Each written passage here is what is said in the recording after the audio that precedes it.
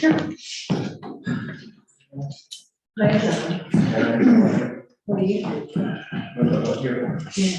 I always. To wind about your truck? When Randy speaks, I always see him there. Okay. Oh, is he speaking? Oh, no. Courtney is man. He said, no, you stay away. What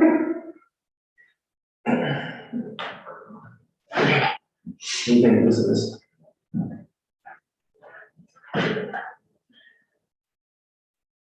Raccoon poop from Kathy's yard. Yeah, that's what. I bet it was huge. Volcanic rock. Well, it looks, yeah, it looks kind of volcanic, but it looks like this. So there's a meteor that blew up over Aurora or something. And the train said yesterday these were not here. Today they're running all over the place up there. So it's probably part of that meteor. Yeah. Like some of them are a little bit bigger, and you can tell some on the outside. Bring it over here where it got burned, and then on this is what it looks like on the inside, where it blasted open. That's. Where did you find it? So this is what the train gave me. They said they found them all over up there. It wasn't there yesterday, but they're there today. And the meteor blew up over Aurora last night or something. Oh my gosh. So, and it sticks to magnets will stick to them. So. Yeah, I mean, it's kind of heavy too. Yeah. Did somebody check it out, tell me what they think. That's awesome. Good time. Cool, yeah, cool.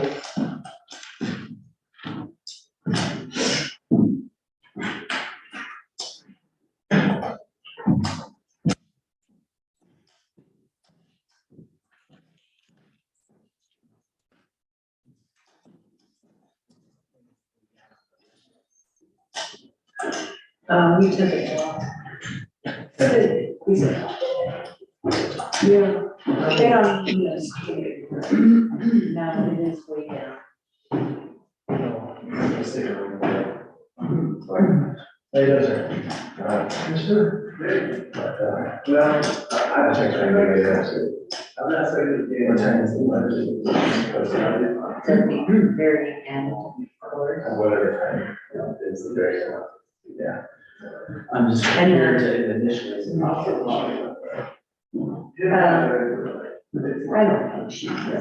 Do you? Did you talk about it today? And that was Yes. Hey, what's up? How are you doing, Mark? I seen You that. didn't believe me? No, I talked to Rick, I said I would show up and just. Of course you did. Yeah.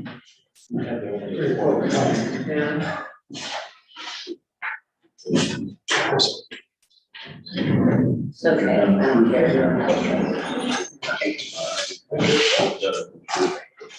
It's not sugarcoat things, I can tell you like it is.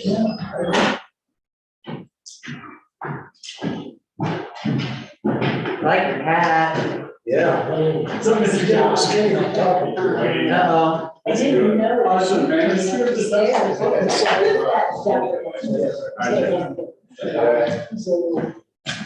Oh.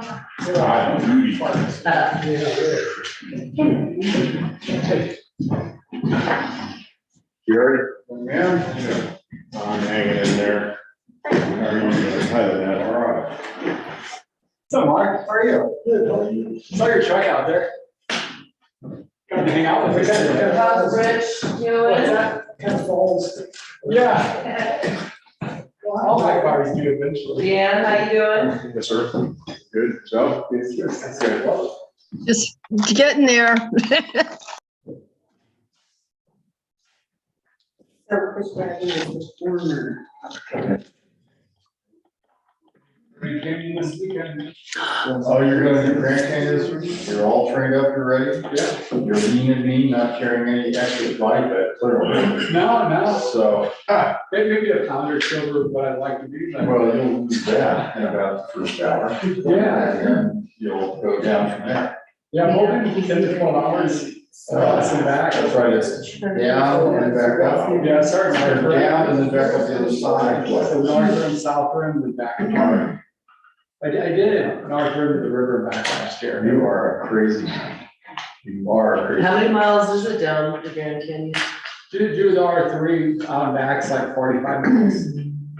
12,000 feet of climbing. Yeah, see, you know, there really are limits. I think there should be limits. And I'm a marathon runner, I think there should be limits. There's a sign at the start of our journey that says, to attempt to skill on granular ground can, that can occur. Sure. So Makes it all that. they don't more like, wanting to do it. they don't like people like us trying that stuff. I've been in a couple of marathon races where people that have been, yeah, some heart attacks. As I get older, I put it on to my heart rate. There's a watch more closely. Yeah, I know. Yeah, he's done this early. Yeah, I talked to her, she did, that's for sure. Oh, okay. She did a weapon, wow. My heart rate is, training for the heart rate.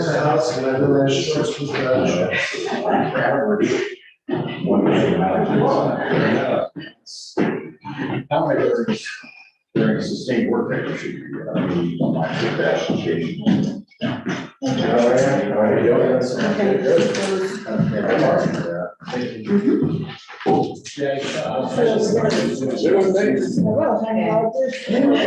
I'll call you. Somebody's got to fix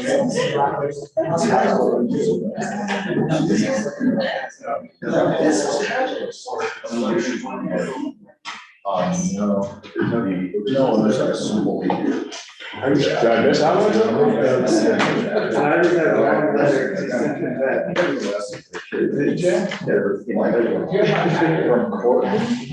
No, it wasn't in there, but I've got it. It wasn't in your box, I thought it was wrapped.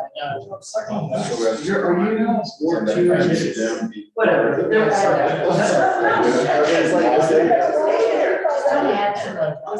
This is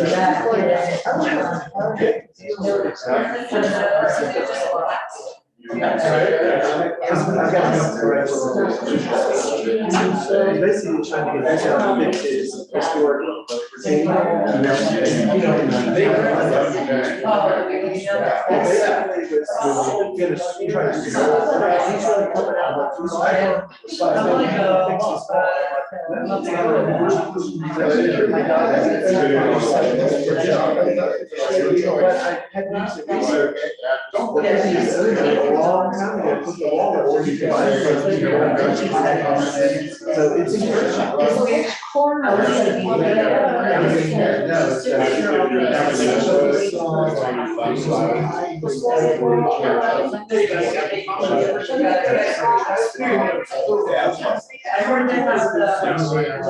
Maybe I was a lot bigger. I've never been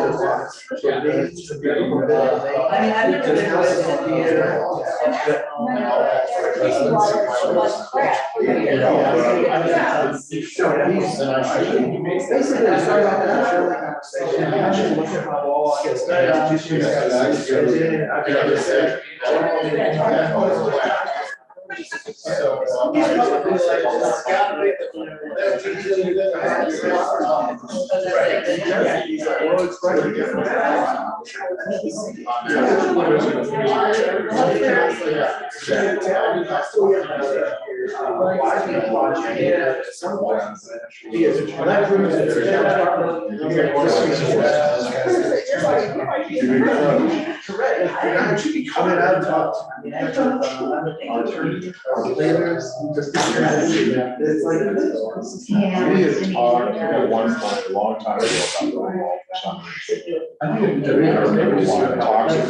Well, it's Why is it doing that?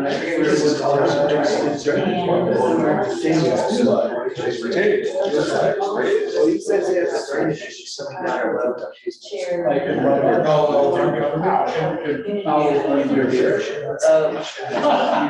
Agenda would be like this.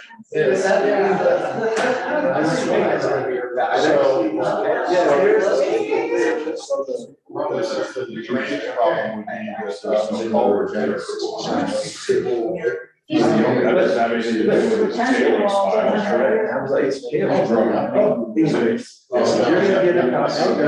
Oh, we got- I mean, what would you expect us to do? I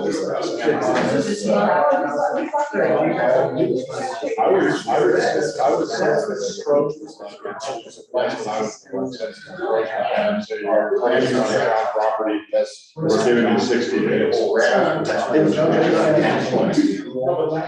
is it just let this go away? But you brought this to my. Thank you. So. I can't remember what I talked about.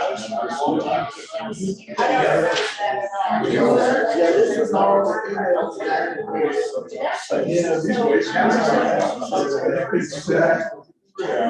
I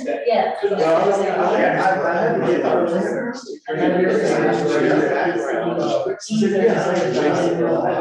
Yes. Yes, I. It looks like 2 hours. Plus, You know. how long has this been going on? Since last week. Not this You guys are ridiculous.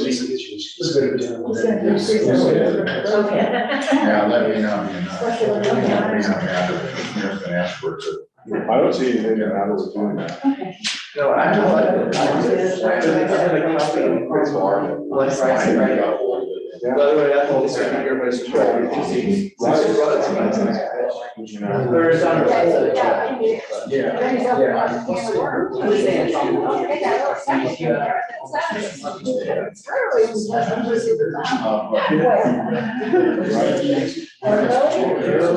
Wow, okay, thanks for sharing that with me. Sounds like too much work. It's like Mary does that too. Okay. Giving you more. All right. It is 6:02 p.m. on Tuesday, the 24th of October, 2023. I'd like to call this meeting to order, and let's go ahead and start with the pledge of allegiance.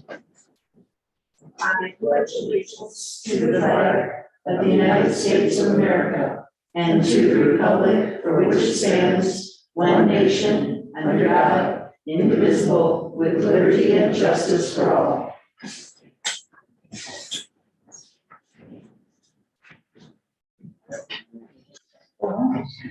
Hello, everybody. I'll do the roll call next. I am Renee Kelsey, police judge. Rob Cohn. Here. Deanne Powell. Here, John Jennings. Here.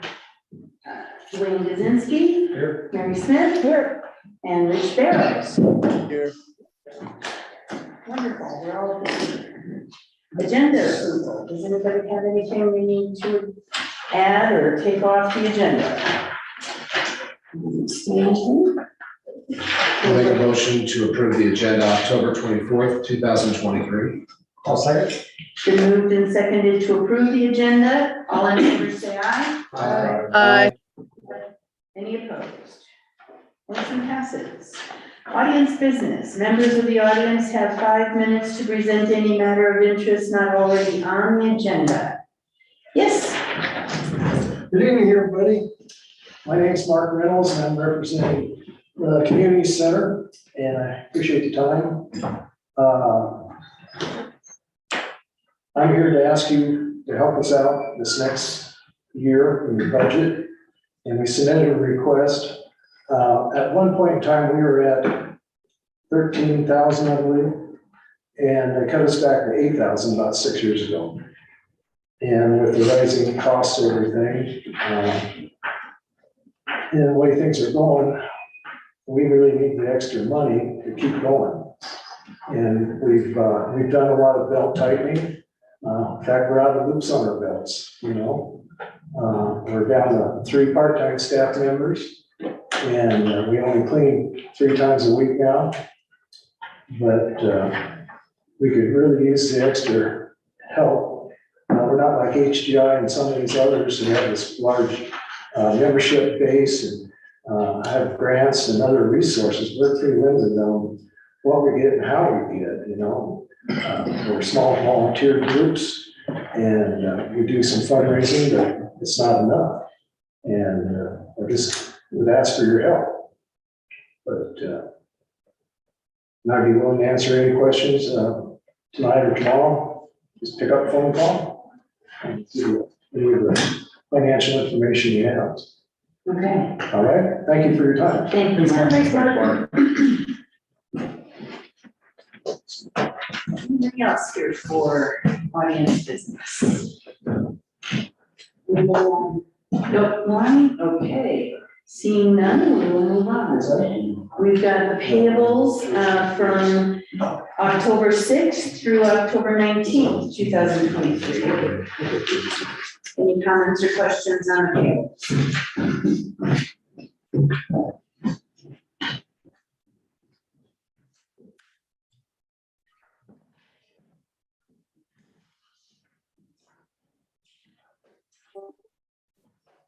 I'll make a motion to approve the payables dated October 6th through October 19th, 2023. Second. It's been moved and seconded to approve the payables. All in favor, say aye. I, Any opposed? Wonderful. Next, we have the minutes from our last meeting, which was on October 10th, 2023. Any additions or corrections? Yes, Deanne? I'd like to, look, I have my paperwork open. I'd like, on page 2, where it says I'm the only one who voted no on the strap park refresh thing, I'd like it to be noted that it's because I don't want the tree cut down.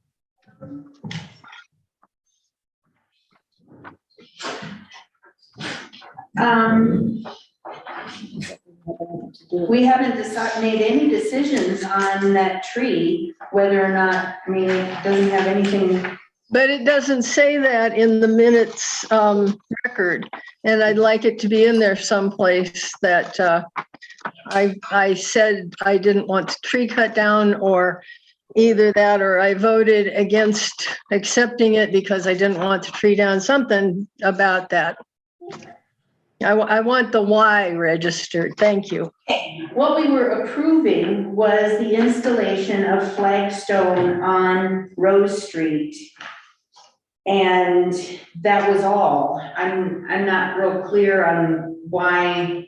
I think you're confusing, you know, there's only, in the parking lot, a few more spaces could be created if they cut the tree down. But that decision hasn't been made. That was So- why I said something about I'd rather have the tree than the parking spaces. Yeah, but, okay, okay. It's not noted in there, and it was said I back understand then. that. But we decided ages ago that we weren't going to make qualifying statements under the vote. So.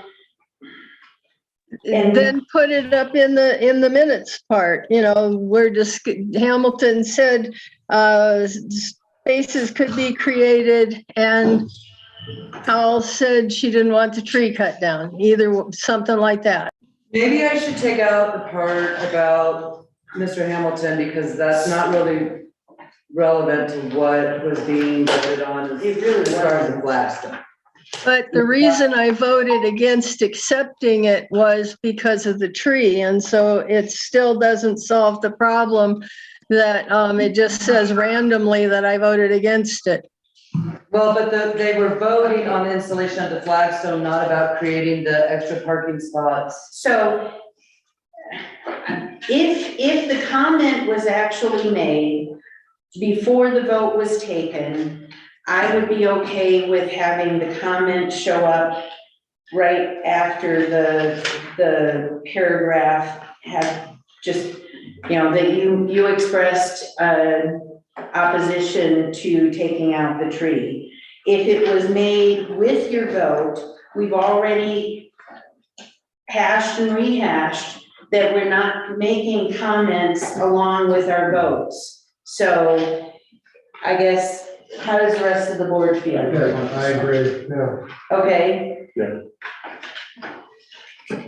Okay, if, I think under that given that, Jennifer, if you could check the recording and see where the comment was made and add it if it was before we took the vote. But if it was part of the vote, it has no relevance really on, we're not recording comments with the vote. Okay? Can we hold off then on making a motion for that? No, not necessarily. And on behalf of that, I'll make a motion to approve the minutes October 10th, 2023. I'll second. It's been moved and seconded to approve the minutes of the October 10th, the October 10th minutes. All in favor, say aye. Aye. Any opposed? Abstain. Okay.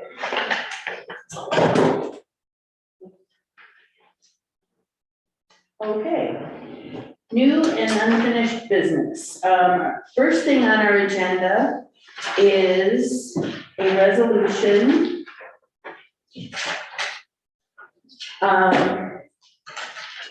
to commemorate Frank Young's contribution to our community. And I'm going to go ahead and read it out loud to put it into the record. Resolution 11, Series 2023. A resolution of the Board of Selectmen for the town of Georgetown, Colorado, commemorating the life of Francis Redfern Young. Whereas the town of Georgetown is a Colorado municipal corporation operating under a territorial charter and governed by its Board of Selectmen. And whereas the board is authorized to express appreciation for and make a record of the deeds of others which have impacted the setting and character of the town. And whereas over the past 40 years, Francis Redfern Young, known to the town as Frank Young, guided the town in acquisition of properties surrounding the town to preserve the setting of the Georgetown Silver Plume National Historic Landmark District, NHL. And whereas in his capacity as the regional manager of the Bureau of Land Management, BLM, he conceived of the transfer of adjacent BLM lands to local jurisdictions within the NHL and traveled to Washington, D.C. to enable the passage of Public Law 253-1993, which implemented that transfer. And whereas for the past 34 years, Frank Young led and participated in the Historic District Public Lands Commission, a coalition of jurisdictions within the NHL, which provides for low-impact recreation and protects the cultural resources of the transferred lands. And whereas through that commission, Frank Young envisioned and established Georgetown's Mountain Park, the Silverdale non-motorized recreation area. And whereas Frank Young carried the vision of open public land to the county and facilitated the creation of the Clear Creek County Open Space Program. And whereas that vision extended to the creation of the park nodes along the Clear Creek Greenway, including Alvarado Park at the north end of the NHL. And whereas through all the years, Frank remained a forester, a man of the woods, smoking his pipe, seemingly a wanderer in search of a property corner or an artifact or a sunset. And whereas all of his work was accomplished without thought of himself in a manner in keeping with St. Nicholas, the secret gift giver, whom he ably represented on the streets of Georgetown for many years of Georgetown annual Christmas market. Now, therefore, be it resolved by the Board of Selectmen for the town of Georgetown, Colorado, that this resolution of commemoration detailing life accomplishments of Frank Young on behalf of the town of Georgetown and the Georgetown Silver Plume National Historic Landmark District be entered in permanent public record of the town of Georgetown. Resolved, approved, and adopted this 24th day of October, 2023. Who would like to make the motion? I move to approve resolution 11, series 2023, commemorating the life of Francis Redford Young. I'll second. Mary Smith seconded, she beat you to it. Any further it's been moved and seconded to approve resolution 11. Any further discussion? All in favor, say aye. Aye. Any opposed? Motion passes unanimously. Okay. Next, we have ordinance number 9, series 2023. This is a public hearing and second reading. An ordinance amending code section 17.16.047 of the Georgetown Municipal Code to adopt an additional special use in the Gateway Commercial District. Public hearing? Okay, we'll open the public hearing. It is now 6:16 p.m. Very quick staff report. You saw this on first reading. It has not changed since first reading. The language of the described special use actually does incorporate language that was in the description of the kind of operational plan for the people that have purchased the Chamonix. If this is adopted, it will become part of the code. But of course, that would mean that anyone that wants to do this particular special use will have to apply for a special use permit. It's administrative review and then review by the planning commission and action by the planning commission with a potential appeal to the board of selectmen. So it's, even if it's adopted tonight, it's a ways yet for any property owner to access it. But it does articulate the special use in a way that I believe this particular property owner wanted, and is consistent with how these kind of facilities are generally treated otherwise. Any comments from the public? As the owner, do you want to make a comment? I don't have a comment. I Okay. just appreciate everything you guys are doing and, yeah, just the whole process has been interesting. And hopefully we can get this thing going and open up. So I appreciate everything you guys have done. Okay, thank you. Yes. All right.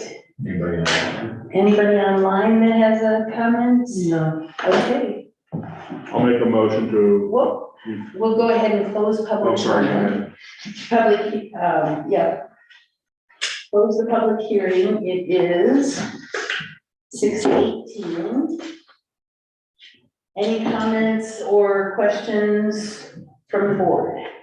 No, I think this is a good project. I'd like to see it move forward. Okay, I'm seeing some thumbs up from Rich.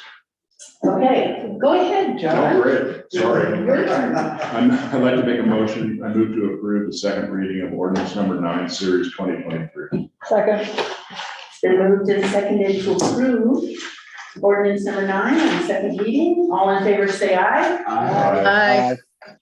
Any opposed? None. We have another unanimous approval. Next, we have ordinance number 10, series 2023. This is also a public hearing and second reading. An ordinance adopting new code section 17.28.060A5 of the Georgetown Municipal Code concerning administrative plat amendments.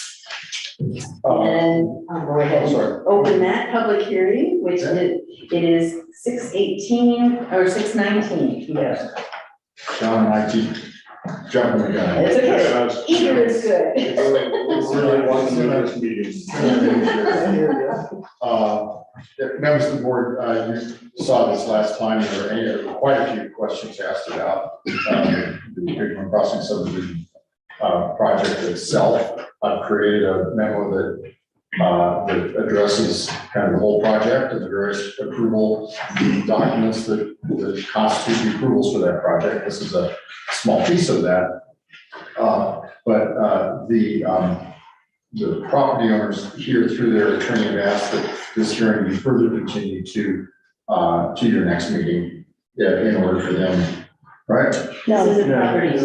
Go back one. No, No, I think you're right. This is the plat amendments. No, it's a different This is the kind of. administrative. Oh, is it? Oh, Yeah. yeah, That's all right. that's what I said. Rewind. Remember that speech, though. Yeah, Remember that speech. we threw them back to back just to Yeah, confuse. well, remember that speech, so that I can rely on it. Even the professionals have a hard time.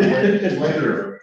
Well, the speech for this one is kind of similar though. Because we've gotten a bunch of comments on this draft from our planners, which I just got today and reviewing. I think in order to bring the right version of this to you on second reading, we need to have this hearing continued. I think Selectman Smith would like to have the planning commission also review whatever it is that the planners and I can agree on together, so that at least that's a clean version will go to the planning commission. Selectman Smith. Do you want me to put in my 2 cents so that you can include it in what you guys are referencing? Sure. So, yes, I would like to see this go to the planning commission. I feel especially in the proposed section 1BI, I'm concerned about some of the changes that administratively we could do that might be taking away some powers of the planning commission. I'd also like to see some definition to minor changes, as in minor, corrections, minor. And is there some Lot line definition of the adjustments. word minor? Exactly, I want that refined so that it's not this gray area subject to interpretation. Right. And then specifically, if you refer back to our minutes from last meeting on page 6, when we addressed this on first reading, it's reflected in the minutes in the 3rd paragraph, the top of the page. Mr. Dow was so Selectman Smith, that would be me, asked if this ordinance were in place, would the board have heard the previous agenda items? Mr. Dahl was unsure because of the complexity of the hospitality units in the listed plat amendment, but now it's a 3rd sentence in the reference of he, you, Jerry, stated that he could add another item to the list of this ordinance for second reading that would state, if the plat amendment did not fall under the listed items of the ordinance, then the applicant would need to file a new major subdivision application. And I didn't see that in any of the subsections, but would suggest perhaps it go as item K. So if you could add that to your list, I'd appreciate it. Sure. Thank you. I did add the word exclusively, you'll notice on B Romanet 3. I do see exclusively. Yeah, that I think it was added to, in part, address that, but our planning staff has additional comments. But you get it, so thank you. Yeah, I Thanks. appreciate that comment. Any comments from the public on this, since this public hearing? Seeing none, Proper motion to continue the public hearing I think you can safely continue to our next meeting. Will the planning commission have time to? No, they won't. Continue it continue it indefinitely until planning commission sees it, and then we'll just republish for a hearing. So moved. Second. okay, it's been moved and seconded to continue this indefinitely. All in favor, say aye. Aye. Any opposed? Okay. Moving on to our next item, we have Big Horn Crossing Development. This is a public hearing on resolution number 10, series 2023. This was continued from our last meeting. So we open the hearing. Okay, I will reopen the hearing. It is 6:25 p.m. And recalling the earlier speech, the net of that was to discuss that this be further continued to your next meeting. Kind of like deja vu all over again. Okay, So I move to continue the public hearing of resolution number 10, series 2023. I can't do that yet because the public hearing hasn't been closed. You're not closing it, you're continuing it. You're continuing it, so you Oh, can. yeah. Oh, okay, Yeah. till November 14th, 2023. Second. Okay, it's been moved and seconded to continue resolution, the public hearing on resolution number 10, series 2023, to our November 14th meeting. All in favor, say aye. Aye. Any opposed? That was unanimous as well. Next we have long-term motel, hotel stays and licensing. Yeah, short kind of intro, and then we can talk about what procedure might be to move through it. You have a memo from me. The main thing in the packet that I want to focus on is the memo. The board from me dated October 19th. You also have a copy of the existing ordinance.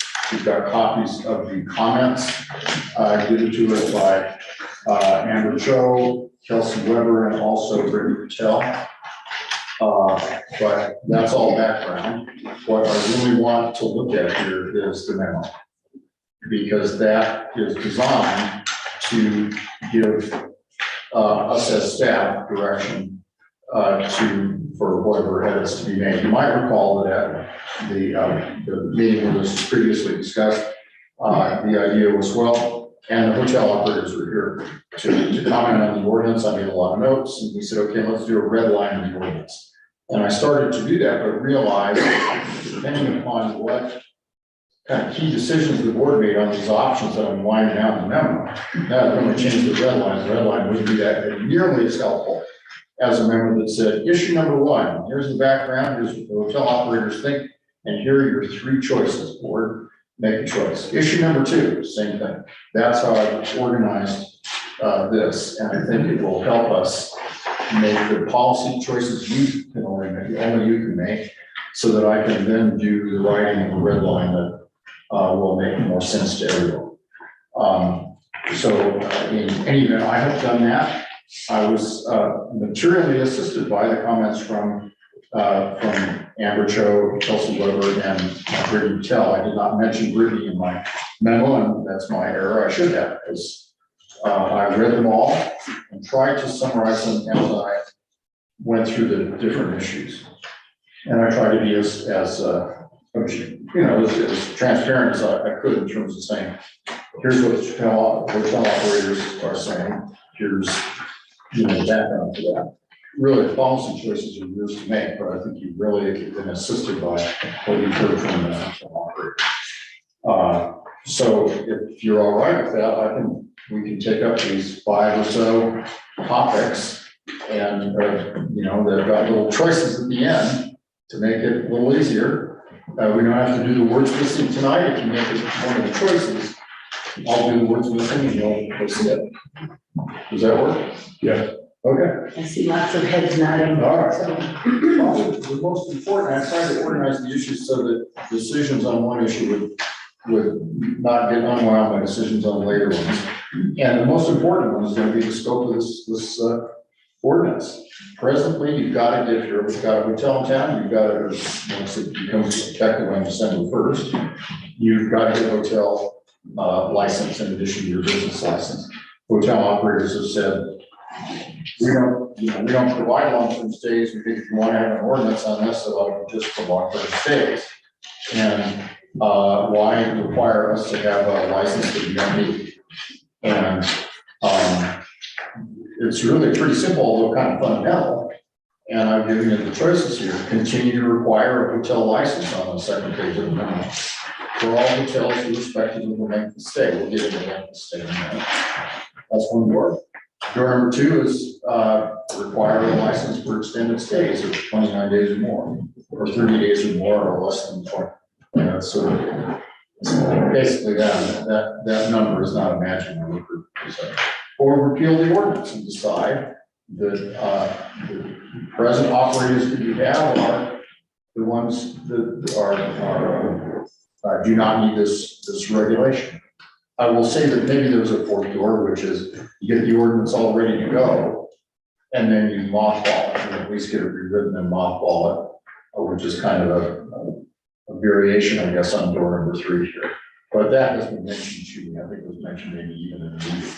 And I wanted to make you aware of that you go, okay, these present operators maybe don't need this regulatory scheme, but we want to have the ordinance written up in a way that if we do need it in the future, it's kind of already in our back pocket. So it's pretty fundamental, because if you decide not just to repeal it, then we don't need to go through the other 5 topics, and there we are. So maybe discussion on this, I'll make notes and we move on to the next one. Okay. Why don't we start with the folks that are joining us remotely? Go ahead, Deanne.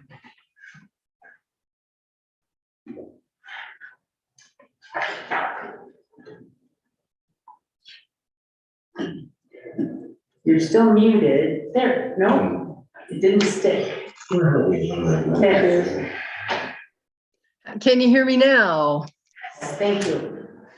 Okay, I'm still concerned about cooking in rooms. And I like that some of these changes have been made that basically say no cooking in rooms.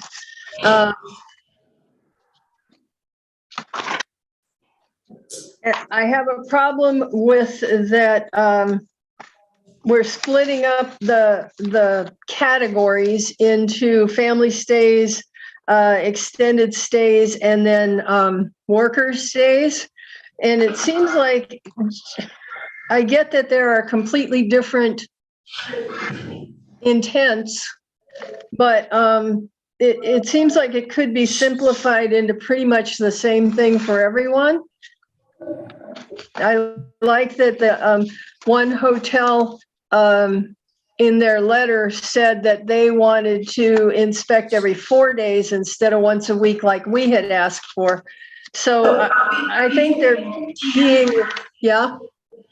So we're really just dealing with that first category on the memo, which is, do we require the licensing or don't we? Yes. You want to continue to require it? Because if there's a drunken brawl, something that happens every other week, we need to have a way to say, no, we're not going to tolerate this. It looks bad for the town to have disruptions like that. So yeah, a permit matters.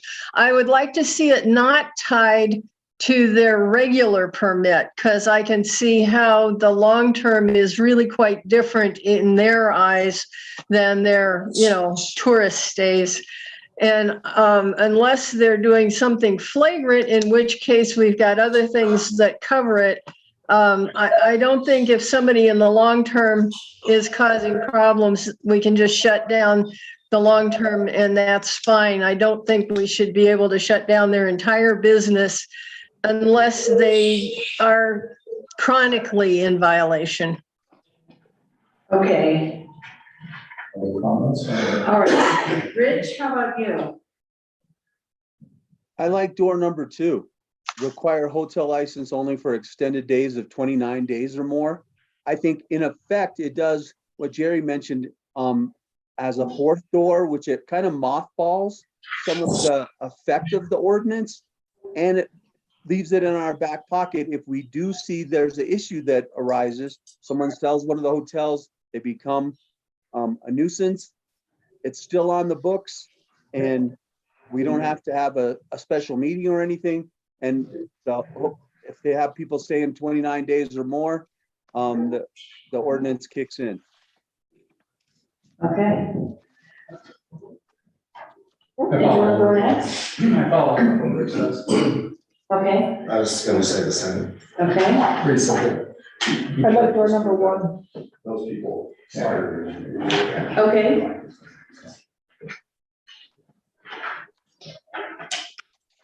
I'm tired of looking at this since 2016. I'd like to finish it, and I'm good with, I think I'm good with door number 1 too. Okay. I guess I would be leaning towards door number one simply because it allows them to, it requires the reporting so that everybody does the reporting, not just the ones that openly are doing long-term stays. It's not that onerous, it's not unusual to have both a business license and then a specialized license. So I would be leaning towards number one, but. I also wouldn't mind mothballing it, when we finish with writing this thing. Okay. Just be done with it, but just in our back pocket, because I don't currently see the problems. So, We haven't heard from Mary yet. yeah, I we said did. door number one. Oh, I'm sorry. Yeah, I was brief this time. Yeah. Well, there's more doors. Okay, No, we did, we both voted two, door number two. correct. So we had 4 for door number 2 and, But I could, Sure. I mean, I'm a reasonable man. I can see Wait, the go benefits of door number one. okay, That would be a terrible contestant, but. so Great folks. would input from our town marshal help? Yeah. Are we well, still having problems? That's the other thing I wanted to consider was what Randy thought, because really, I mean, a lot of this stems from the, reports from both me and John. Please. I guess that's my cue. I think I agree with Selectman Jennings. This has been going on long enough. We absolutely need the ordinance in place. Mothballing it sounds like what we did in 2016, except a little more definitive. I think the only problem that really is arising is the component of requiring reporting. And I think that component, if eliminated, might make a lot of people just content to, yes, we're not doing this. We don't have long-term stay hotels in town. That could come up as some sort of change in our ordinance down the road when somebody actually wants to do that. And we can visit it and say, no, that's not what we want, or yes, that's what we want. Similar to what was turned down for the one group that wanted to buy Georgetown Lodge and make it into apartments. Basically, that was defining long-term stay. So that was declined. Without a reporting component requirement in the ordinance, I believe if we just have the ordinance that says, you can't do this, we can worry about enforcement from just an as-needed basis, but it's on the books. Would there be grounds for enforcement if you didn't have reporting? There would not, I don't understand the question. If you didn't have it, I'm sorry, does somebody else want to answer that?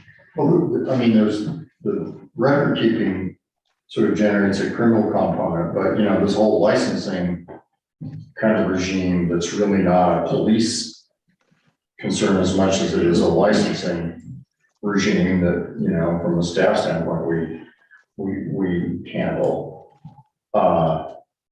What I guess I'm hearing is you want some form of ordinance on extended stay. And the real question you need to decide is whether it's just for 29 days or more, or irrespective of length of stay. And that's where you really have a difference of opinion. But if we require it from the get-go, no matter what the length of stay is, then again, there's no ambiguity to it. They have to do it. These are your rules if you're operating a hotel, and then we don't get back into this interpretation of, well, maybe kind of sort of, we would have been hot and heavy on this a few months ago had the lodge not switched ownership, because we were having more issues there under a previous owner. And that doesn't mean that things can't change for anywhere down the line type thing, Absolutely. which is why I support door number one. I'm hearing more people in support of one than two. So The only concerns I had about one was that I believe on the part of the hotel operators that the record keeping was extraneous. And correct, we're about to get to that. But, you know, the door number one also helps our police force out in terms of being able to, If there was something relaxed on the reporting component, I think option number one is the ideal option in having it in place, not parked, ready to activate down the road. Although that could be, I see the benefit of that, because right now, nobody would have to really be overly compliant until we start seeing problems. But then we might be revisiting, if it's 5 years from now, we might be advised that this needs to start over again and go before the planning commission and back before all of these readings, which we just done. So, We go through the other components of this, because I think that wraps up then our ultimate decision here. We're still only on the basic, whether Yeah, we need a license or we've not. got more work to do. And we're just, you know, I mean, we can jump ahead, but, you know, I think we'll get it done pretty quickly if we just knock them off one at a time. so let's do that. What I'm So- hearing is door number one for now, on issue number one. okay, All right, sounds like good. let's go to categories of extended stay, which is the next one. Right now, there's 3 different categories, as you see. And each one has its kind of list of what kind of facilities have to be in the room and how, you know, things like that. In looking at it after being away from it for a while, my personal reaction was, maybe that's more complexity than we need for this topic. You could do it, but, you know, there's quite a discussion in front of the board about what construction workers need versus seasonal workers versus this transient and family extended stay 14 to 28. The 14 to 28 starts to look like kind of a vacation from, you know, people vacationing, and I'm wondering why that's a category, really. You know, I have stayed in hotels for not quite that long, but really, that's a vacation. So, and in looking at the difference between the construction workers stay in terms of the room amenities versus seasonal workers, there wasn't that much difference. If, you know, there are plenty of other places for complexity in life, but just in terms of, and you're getting a recommendation from me here, you can tell, just in terms of ease of administration, I'm thinking you have one category, and that category is the 29 days or more, the greater than 28, however you want to express it. You could almost say, if you want to, you could almost say transient family extended stay or construction workers stay greater than 28 days. Or Yeah, just I don't would just say, qualify. yeah, you don't qualify, you just say stays greater than 28 days. These kind of, if you want to be in that business, as hotels want to offer that service. And hotel operators have told us, we get it, that that's a set, kind of a different category of stay that we could offer, but we don't. So I'm inclined, but I've told you how I feel, I want to make sure. Well, makes You don't sense. disagree. That makes sense. One category, Yeah, supervisor. disagreements about one category at the 29 days and up. I like the distinction. I think we're trying to recognize the different factors and the different types of needs of residents within this community with the seasonal workers, the construction workers. We're trying to prevent a situation that Randy brought up that we were all aware of when an owner or a potential owner was looking at a particular hotel to make it more into a residential type housing. We're trying to protect those people that are potentially in a transient mode. You know, I think if I pack up and go on an extended stay on a vacation and it's for several weeks, there's a different mentality to that staying in a place and you tend to spread out and take over a little bit more than you do if you're just there for a couple of nights and you're in, you're out type thing. And so those extended stays, even though they might be family vacations, you're pushing the envelope, or all of a sudden the sun's beautiful and maybe somebody wants to pick up a chair, you know, I mean, and that sounds so silly. Well, But or they decide to set up a tent in the parking lot. Or they go to Charlie's place and they pick up another dog. No, I'm making light of it, but I do, I think that there was a reason that we defined those different types of stays. And we're trying to accommodate the people that would be falling into those categories, still protecting our community, still giving ultimately the town and our police department the ability to take action when necessary. And it sends a message to the owners too, that there's, you know, I hate to say it, but there's an extra watch on it, so. And that might make, that might make us attractive, go ahead, I'm sorry. Well, no, go ahead. No, I was gonna say, make us, sometimes these ordinances, if they're well-known, would make us very attractive to other hoteliers. In other words, what we are doing today might encourage, that's the kind of town I wanna have my hotel. Okay. So there could be a ancillary effect. Okay. Dwayne, any thoughts? I kind of lean more now towards with like what Mary said, Okay. because it is important, I think, to have it in there, kind of what we're after for those short terms, are what we are, people longer, staying longer. Okay. I'm not so concerned about the distinction. I'm more concerned about the safety issues, and those are all described in any one of them anyway. Okay. Deanne, thoughts?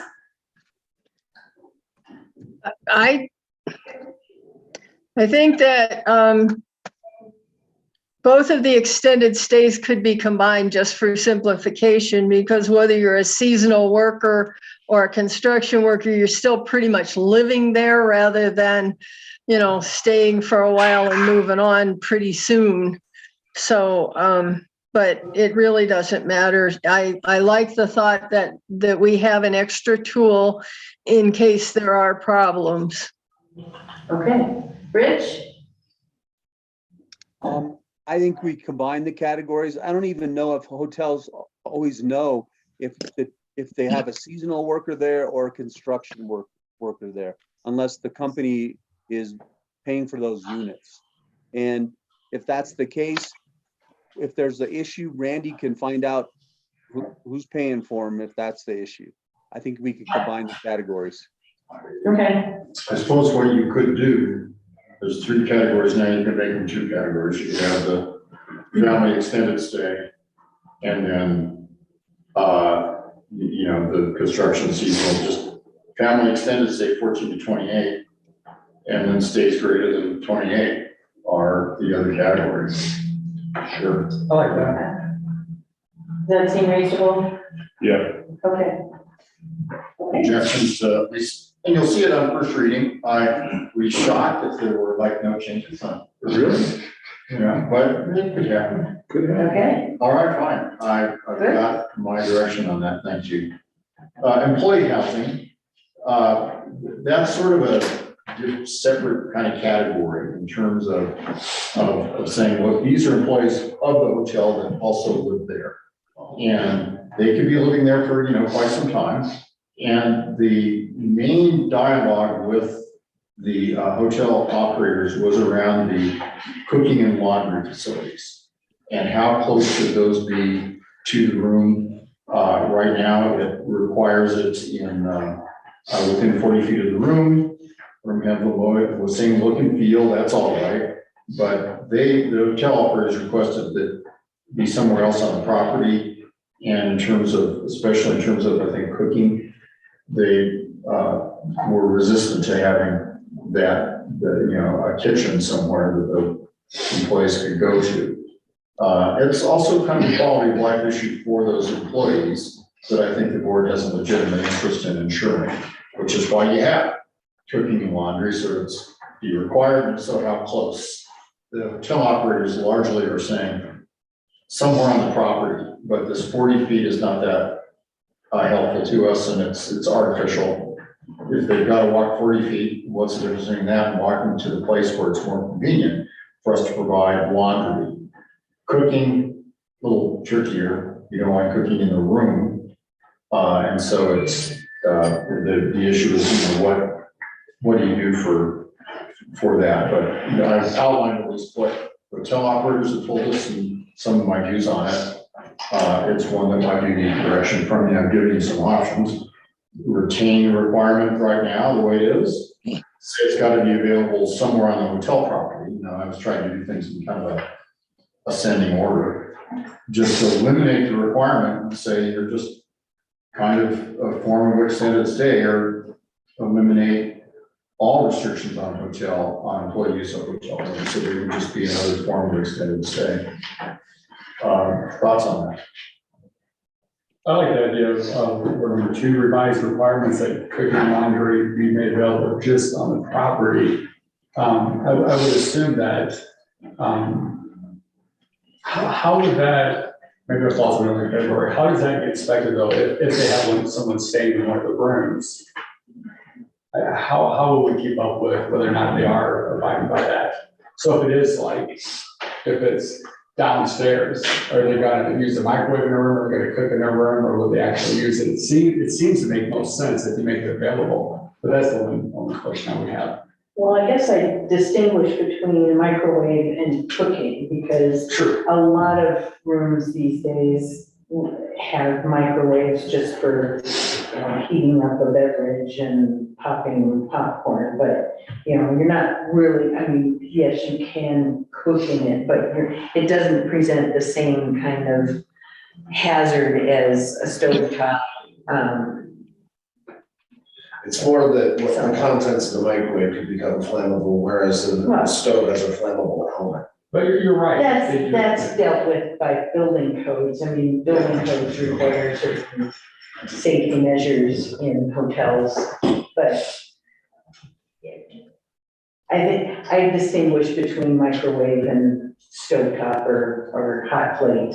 Right. I agree with Dwayne on the second bullet. I think, you know, especially as one of the hotel operators owners explained to us, you know, the floor plan just doesn't, you know, and we weren't trying to get them to make major changes on that either. We just wanted to be able, that the employees that live there have the same, you know, amenities, I suppose, or access to, you know, making it as home-like as they can. So I can see if they have to walk down the hall or into a different building, as long as it's available for them, so that they aren't at the mercy of just being in the confines of their own room and can take advantage of those.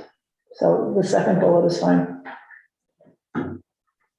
Objections to door number 2, which is laundry and cooking available on the hotel property for hotel employees that are living there. Objections to that as an approach? It's one of the easier questions we have to answer. Rich has got a thumb up. Yeah. Kind of shortening the process of muting and unmuting. Good for you, Rich. Very effective, very efficient. Okay, bringing us to the 20% extended stay limitation. You might recall that the ordinance presently says, look, if you're gonna be in the business of, you know, long-term stays, that's limited to no more than 20% of the rooms in the hotel. And the obvious reason for that, the policy reason that the board, you know, articulated, is that you don't want, you want to make sure that you're not limiting the true resort tourist access to these facilities. The hotel operators said that they don't prefer the requirement, but that if it is to be imposed, it should be just during peak seasons. So you have 3 doors here. Retain it as written, which is sort of the, year round. Limit it to peak seasons, and we got to figure out what that is. We'll put in some dates, or delete the requirement. So those are the doors, and I'm happy to hear comments. Yes, Rob. What if that would preclude us from, I mean, this is really a niche, but that would preclude us from the Holiday Inn Express ever. I don't. Because they are all extended stay, or like a Hilton extended stay coming in and setting up. But those places are built different and they have kitchen units and they have almost a They're separate covered. living area. You have a suite. You're not talking about putting somebody in your smallest hotel room with, But wouldn't this preclude that from being even a consideration if, should they want to open up, say they want to convert the lodge into what do they call them, it's killing they're me. long-term stays, they're You know what I extended mean. stays, yeah, Right. no, and I think you bring up a valid point there that we should keep in the back of our mind. I don't think there's no intention on my part to not allow a place like that to come in. And again, we were trying to give the space and the safety issues with, if you've got an oven, you've got a stovetop, you've got something properly vented, you don't, it's different than putting popcorn into the microwave type thing. Right. But there's it's an entirely different building code that's gonna fall into place if someone were to even convert on that. So this wouldn't preclude us from that, would it? I would hope that it wouldn't, or we should make sure that, we have that opportunity so that it doesn't Yes. prohibit us from allowing. Is there a way to those craft this so that it wouldn't, wouldn't preclude operations that are legitimate that way? Yes, I think you could. You could say, okay, it's a 20% requirement, whatever you end up doing, 20%. In addition, you could say, this requirement does not apply to a hotel or motel facility which is designed and devoted to provide for 100% occupancy of, extended stay I like that. That's rooms. But again, the 20%, when we discuss this, look back at a comprehensive plan or anything else. We're a little town, we're a little dot on the map, and we're a tourist town. And you want tourists to stay here, and you want tourists to be in a hotel that feel like they're there with other tourists, and we're not trying to provide additional residences in these hotels. No. And so I could see if the hotels are pushing back at 20%, I'd like to know what percentage they might be comfortable at, and raising that or decreasing it a little bit. Wasn't 20% discussed when those ladies were here and they were discussing, and they Did they throw out a number? I don't think so, but I thought, is that something, I just wondered how we came to run. Let's- Operators from here? Yeah, Oh, early when we initially wrote it. I don't recall, but the operators themselves, I think I've actually summarized their position, which you see in the packet, yeah, as, that's a marketing, it's a marketing constraint that they, don't like. But if you've got a 75 hotel or a 75 room at the microtel, I'm guessing, I don't know what they have off the top of my head anymore. Right. You've had so many numbers thrown at us. 20% is like 14, 15 rooms. sure. And so you're already blocking that off for potential longer stays. Again, we want to be a place where people can stop. And we want tourists here because they're taking advantage of the other opportunities type thing. I mean, I could see being maybe a little bit flexible on that to a degree, but I don't want it thrown out. And what's our peak season? Because October was, God bless it, peak season with every weekend that we had jamming. Right. And I don't think anybody would normally think that October is peak season, but it certainly was here this I've year. never seen a traffic jam. Well, exactly, on Grove Street. So, yeah, no, I mean, So defining peak season, I think, is gonna trip us up more. I think that peak season is going to be a moving target in most years. Well, yeah, unless you do peak season from June through December. Or January through December, that's what I mean, no. Yeah, I mean. But we have winter, we have a good, Mary can attest to what we're bringing in on lodging, Well, yeah, because of Because ski traffic. So then basically, maybe we're talking April, May, maybe November. Everything else is peak season here. Yeah, I would say, March is probably the slowest month. And because it's not, do we not want to have opportunities available for people to stay when they're coming through and they decide to to stay overnight or stay a couple of nights in Georgetown. No, we're a tourist town. There's, how many people all of a sudden go for a couple of days in George go, yep, this is where I'm moving to. Yeah, well, here we are. No. I know, right? Hands up, everybody. Yeah, my car broke. I did find it interesting that it appeared in the email. I didn't expect them to make an appeal after almost all of them had said, we're not intending to even do this, that they wanted to increase the number of potential, long-term stays if they weren't filled with shorter term stays. So I just, And then what does that open the door to? yeah. And not even in a negative way, but then if all of a sudden they're opening the door to some longer term stays in whatever category they fall into, then all of a sudden, oops, peak season is over, sorry, time's up, move out. I think that's gonna add more of a problem to the person who potentially could be staying there under those circumstances, than if it's just a flat, you can do 20%, 25%. That's it, because we are a tourist town and we want people stopping here for a couple of days and moving on. Yeah, I agree. I think the key thing is what percentage we want to choose to do it year round, because it would, I think it would definitely create more problems if you try to pick what you consider peak season is. Geez, I don't want to pick a percentage that's gonna make the hoteliers mad. They can respond to us. I would like to just leave it 20%. Okay. And then let them respond with the reasons why they need to have a change. Any objections to leaving 20% in during the one for first reading? Doesn't look like. No objections. Rich has got his thumb up. Yeah. He's the guy. Great, Rich. Okay, record keeping. Let me tell you, there's sort of two aspects to this. One that I will appreciate the marshal's comments on, and one that I'm just going to do. The two aspects are, what do you keep and how is it accessed? And hotel operators have raised concerns about both of those two parts. Now, the various bullets I put in underneath it cover both parts.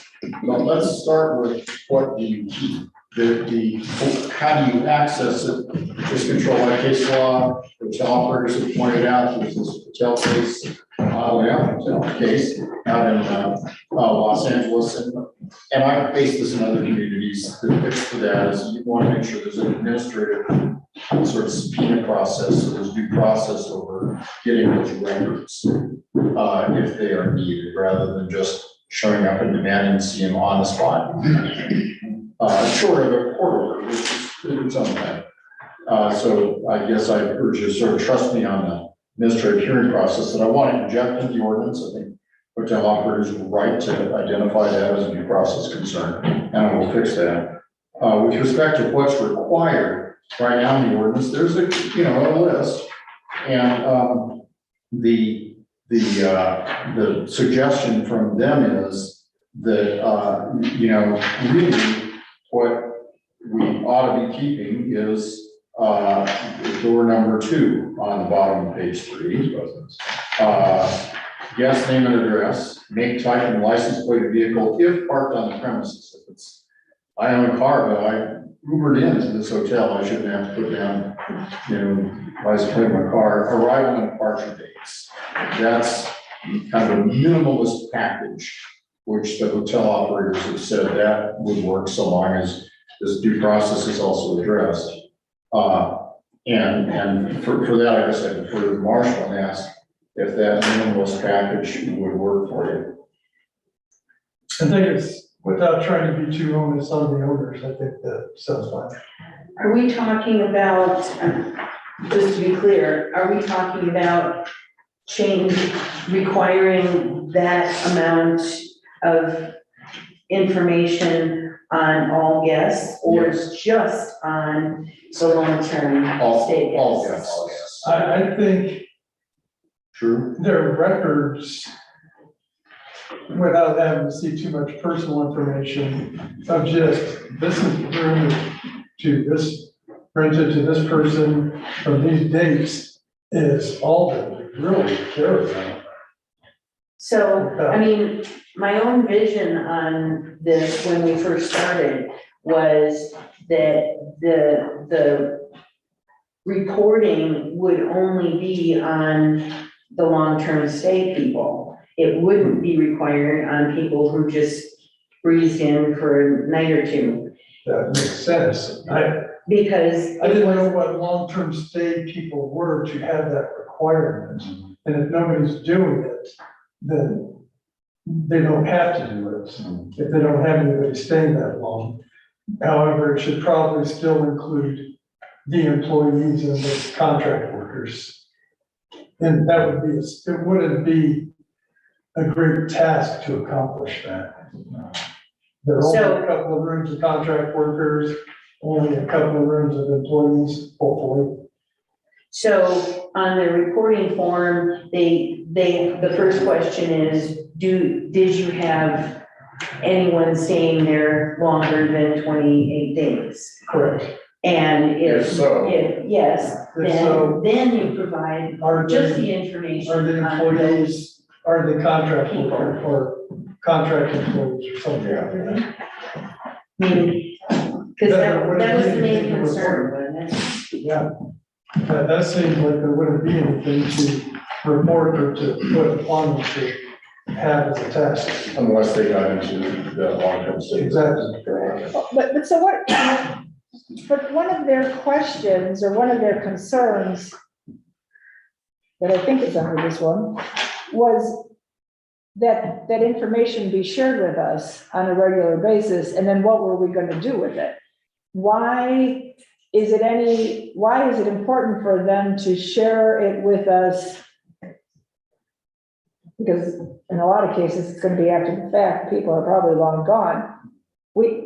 They're collecting that basic information on anybody who walks in. They're gonna ask you for ID, your credit card, and if you've got a car parked in the lot. I mean, that's standard. You check into any hotel, motel for one night or 10 nights, they're gonna ask that information. So why does staff need to collect that data, any data? For what purpose? I think they would not need to collect it. I think the reporting could be simplified to one form of, have you had any rooms rented out to the same party group person or longer than 28 days? Are you looking for patterns? No, if you put right on top, no, we have not, then, you're saying this is the truth and sign it, then they're done. That's all they're required. We don't need it. Even if they have, what are we using it for, assuming life is good and there are no incidents occurring there other than someone's a construction worker staying there for 3 months? Well, I think what Randy's trying to get at, which I kind of agree, it just gives us an opportunity, the town, the opportunity to say, hey, have you had anybody here longer than 29 days? And if they say, yeah, then it's just, because the time you can't, right? I mean, They so it's just, qualify, if this person lives here, yeah, they clean rooms every day. This person is part of building I-70 and their company is paying for them to be here, and we move on. yeah, I mean, I think it's just holding up the hotel, the town was saying, yeah, hey, we're here 29 days, It's not a large process for them to report. But so we're asking them to collect the information and to provide it if requested? Because what are we gonna do with it if it's not problematic, or we've seen that they're in compliance, and it may not even come to you? It may be a non-police issue. It could be something that is as simple as one of our fillable online forms. We're creating new fillable online forms on our website that we just create another one that says hotel extended ordinance report. And then they go into it once a month and it clicks on it, says, have you had this happen? Yes. Reason why, employee, okay, we're done. And then they submit it. If we can get sophisticated enough that the computer will tell us, Microtel or Town Lodge, whatever it might be, has not reported for 3 months, then we might want to have that little flag and say, okay, you didn't push submit or something, can you go and do that for us? But that's to prove compliance with this ordinance.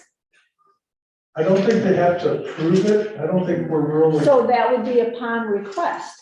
Because the fact that we're asking them to keep these records, but they hold on to it, I don't think that was the biggest issue with them. Their issue was turning it over to us and for why. And even though it's an online fillable form now, eventually that stacks up and fills somewhere. And that's minor in the scheme of things, but if we're never looking at it, then who cares? So you're leaning towards bullet number 4, if I'm not mistaken. No, I don't mind collecting the information because I think they're collecting most of the information anyway, but I just don't see the reason to report it, to give it to us physically if we're not gonna do anything with it. Which is Well, I'll bullet tell you. number 4. What I was gonna say also, and this is me in support of bullet number 4. If we gather that information and we don't use it, are we opening ourselves up to? I don't like the idea of gathering information and keeping it. Yeah, me neither. So Okay, that opens us up to a tremendous liability. okay. Let me make a distinction, I guess, between 2 purposes for having information. I think that the town can determine whether someone's, renting for more than 28 days or not in fairly easily. That's just, are you renting for more than 28 days and are you in this? If that's the case, then let's make sure the laundry room is there, et cetera, et cetera. That's really for your discussion. There's my belief, and maybe I'm wrong, was that the reason that other jurisdictions require hotels to keep records of, okay, who was there and when were they there? And what car were they driving? Was for police purposes, if there were disturbances, if there were, especially in extended stay situations in the metro area, if there was concern about drugs being sold, prostitution, gambling, all those things, and the police department wanted to be able to have kind of a baseline or starting point for an investigation. And that was why I've seen it elsewhere. But if I'm hearing you don't need that, then okay. I think if we are able to keep that documentation ourselves, if it comes across our board, because the hotel's not going to say, well, yeah, we had a lot of prostitution going on here, but we never reported it. But that's not the question I'm asking, it's really not. I don't want to be naive and say, we're not worried about that. But it's not really disturbances, assaults, and wanted fugitives are the biggest problem we run into with people staying extended. Disturbances, overdoses, assaults, and finding too many fugitives. And so following up on that, what I'm trying to get you to answer, and maybe I'm not asking a question right, is, I'm not real right. no, what I'm trying to get you to answer is this sort of check in, check out who they were and license plate on guests, whether they be extended stay or otherwise. Is that something that you need for a police purpose? If so, then we boil it down to just the minimum and we say, you've got to keep it. You, the hotel's got to keep it, and then we'll have a procedure that if we need to go get it from you, there'll be administrative subpoena, et cetera, et cetera. That's fine, and that's essentially, then there's a set of records that the town isn't keeping daily, but it's records the hotel can keep that you can say, there was a big altercation. Which I would presume they would keep anyway. Okay. I would hope. All right. But something, a more sophisticated hotel like Microtel might do that just as a matter of form, but But you're not gonna take that data that they turn in May for their April stays, and that April stays have all checked out, just.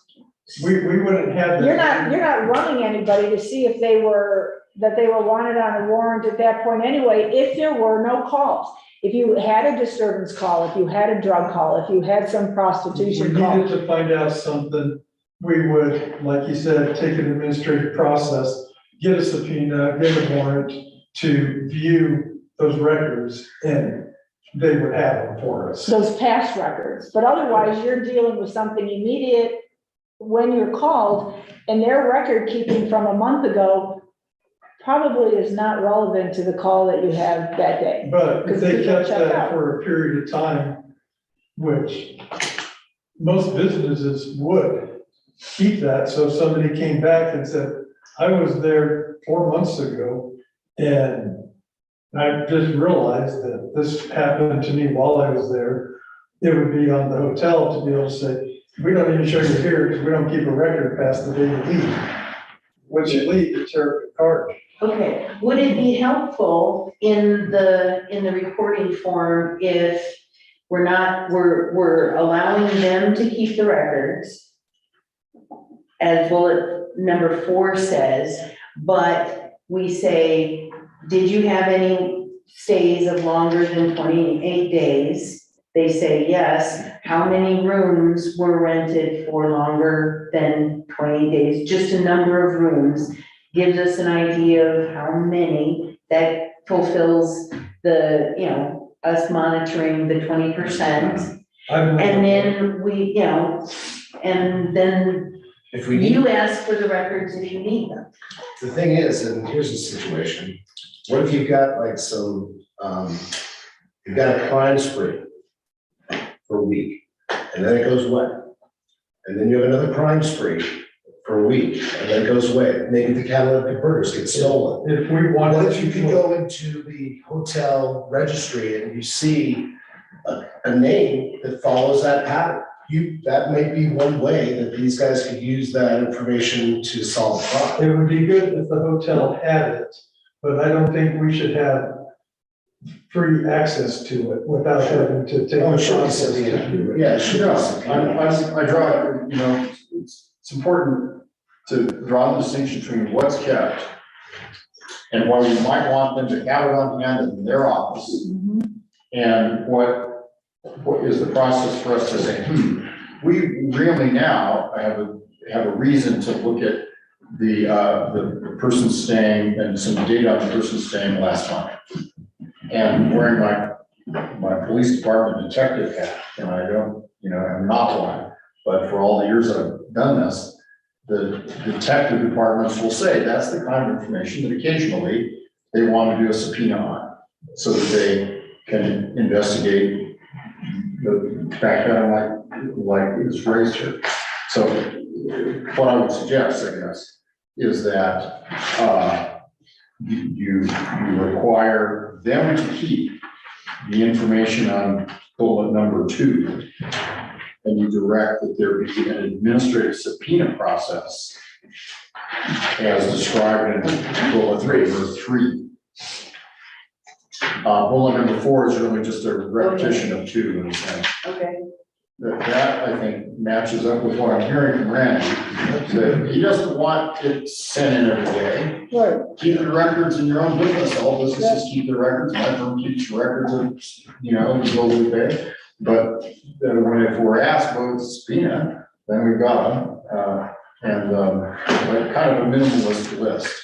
I suspect that if you go with the list of number 2, hotel operators are keeping this. I did not see in their written comments objection to those categories. They objected to some other categories like financial information. Does that work? Yeah. Well, that's 2 and 3. Yep. Okay. Moving right along. Okay. Is there a thumb up from Rich? He's gonna put a thumb up. Big one, yeah, that's a big one. Seems to me that it should be kept on all of them, who comes in, who comes out, a little identifier like the license plate and that takes away all the liability. It just is a matter of the hotel hanging on to how long. This is an extended stay ordinance, this isn't the nightly ordinance. Isn't this just specific to, it's just extended, it's just references extended stay. But why take any more or any different information? It seems like if it's the same straight across the board, it simplifies things. It is this, I'm guessing it is the same, and I agree with you on that, but we're not asking them to, I mean, the police department, if they needed to, could still request the information for the guy that just stayed one night and checked out, and all of a sudden there's an investigation going on. I mean, that would still be an opportunity for law enforcement to pursue in any which way. We're just trying to curb the longer term people. How long would they keep the record for? I don't know. I was curious if that's usually. Yeah. Because I'm just curious, just on their, I mean, just basic business, I would assume that they keep it for long enough to make a difference. What I think I'd suggest is, we say, these records shall be kept for at least blank days. We plug that into the draft and we ask the hotel operators, how long do you keep this stuff now? I'll bet you anything they'll have an answer that will work about that. I think so. Okay, very good. That brings us to suspension or revocation. Presently, as you see, the ordinance lets the town administrator suspend or revoke a license. There's a series of grounds for revoking the hotel license. Remember, it's a hotel license, hotel business license. And the administrator can summarily suspend the license. Hotel operators have said there shouldn't be any suspension or revocation, and in particular, it should be summary, meaning without any kind of notice or hearing. A couple of points to be made. All town licenses, if you issue a license, you have the right to suspend it or revoke it. We can't provide in here that once you get a license, we can't ever touch it. Can't do that. If you're in the licensing business, you are also in the business of being able to revoke it or suspend it. You just have to have that right. For a liquor license, for anything else, think about it. And I think maybe they didn't play that video tape forward. But the summary suspension is one that's fair to address. You've got the business you're operating. If you yank your license in a summary standpoint, that means you gotta stop taking guests in. That's why I put in terms of the 3 doors, retain it the way it is with a post-suspension appeal right. But that's after the fact. So they've been shut down for now a week while you're waiting to get a hearing on whether they should have been shut down summarily by the administrator. Door number 2 is the middle ground.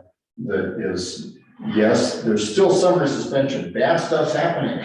Randy's pounding on Rick's door saying, you've got to deal with this place. The bad stuff's happening. We got to get him to stop operating. And Rick says, okay, I'm going to issue a summary suspension with a really quick hearing in front of an administrative hearing officer, a judge or someone like that. Or just delete summary suspension entirely. I do think there's a role for summary suspension as a tool to deal with emergent situations, but I'm compelled by the hotel operator saying, if you yank it and then justify it later, that doesn't help us meanwhile.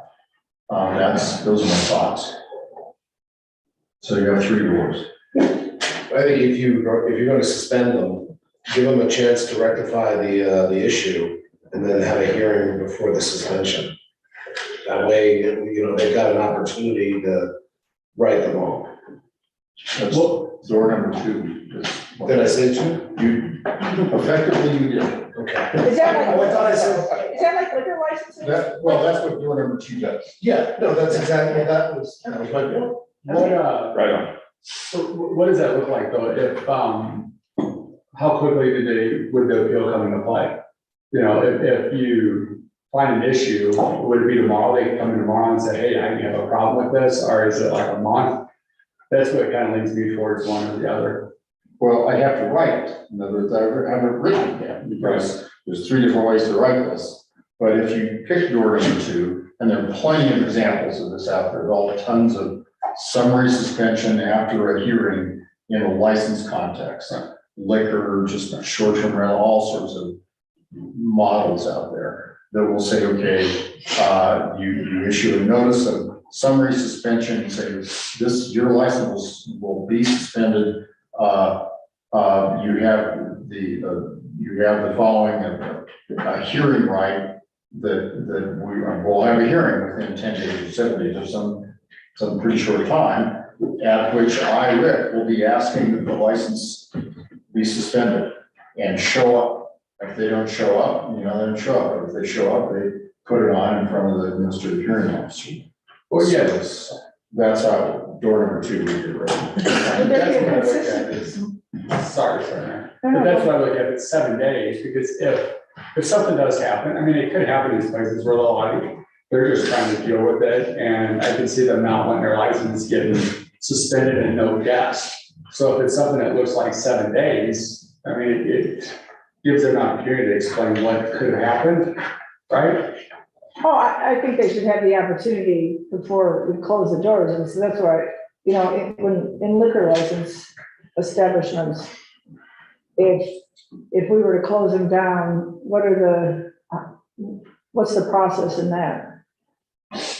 When we suspend their liquor license? Show cause hearing, so you serve them with notice to show cause. Hello, we have a reasonable cause to believe that you were serving to underage or after hours, or to visibly intoxicated. You now, we're setting a hearing in front of the liquor licensing authority in that jurisdiction, whoever it might be, here to be the board, for you to show cause why we should not suspend or revoke your license, so show up. So it would be similar along those lines, and then we would be saying, consistent with other business licenses, that, I mean, there's no reason to have a different set of rules. No. So. No. It's a pretty common technique out there. Okay. So, door number 2, objections to door number 2? Come on, Rich. Any? Door number 2, it provides a Okay. process before you take away, Yep. Okay. Yeah, it's an important. you take away their livelihood. Yeah, it's an important right, ability to operate. And I mean, if there's something even more emergent, that's what a temporary restraining order out of the district court judge is for. Separate and apart from this, you go to the district court judge and get a restraining order. Okay, door number 2. This still allows that, the summarial one can happen though, right? It can happen, but you have to give them a right to a hearing before they have to stop operating.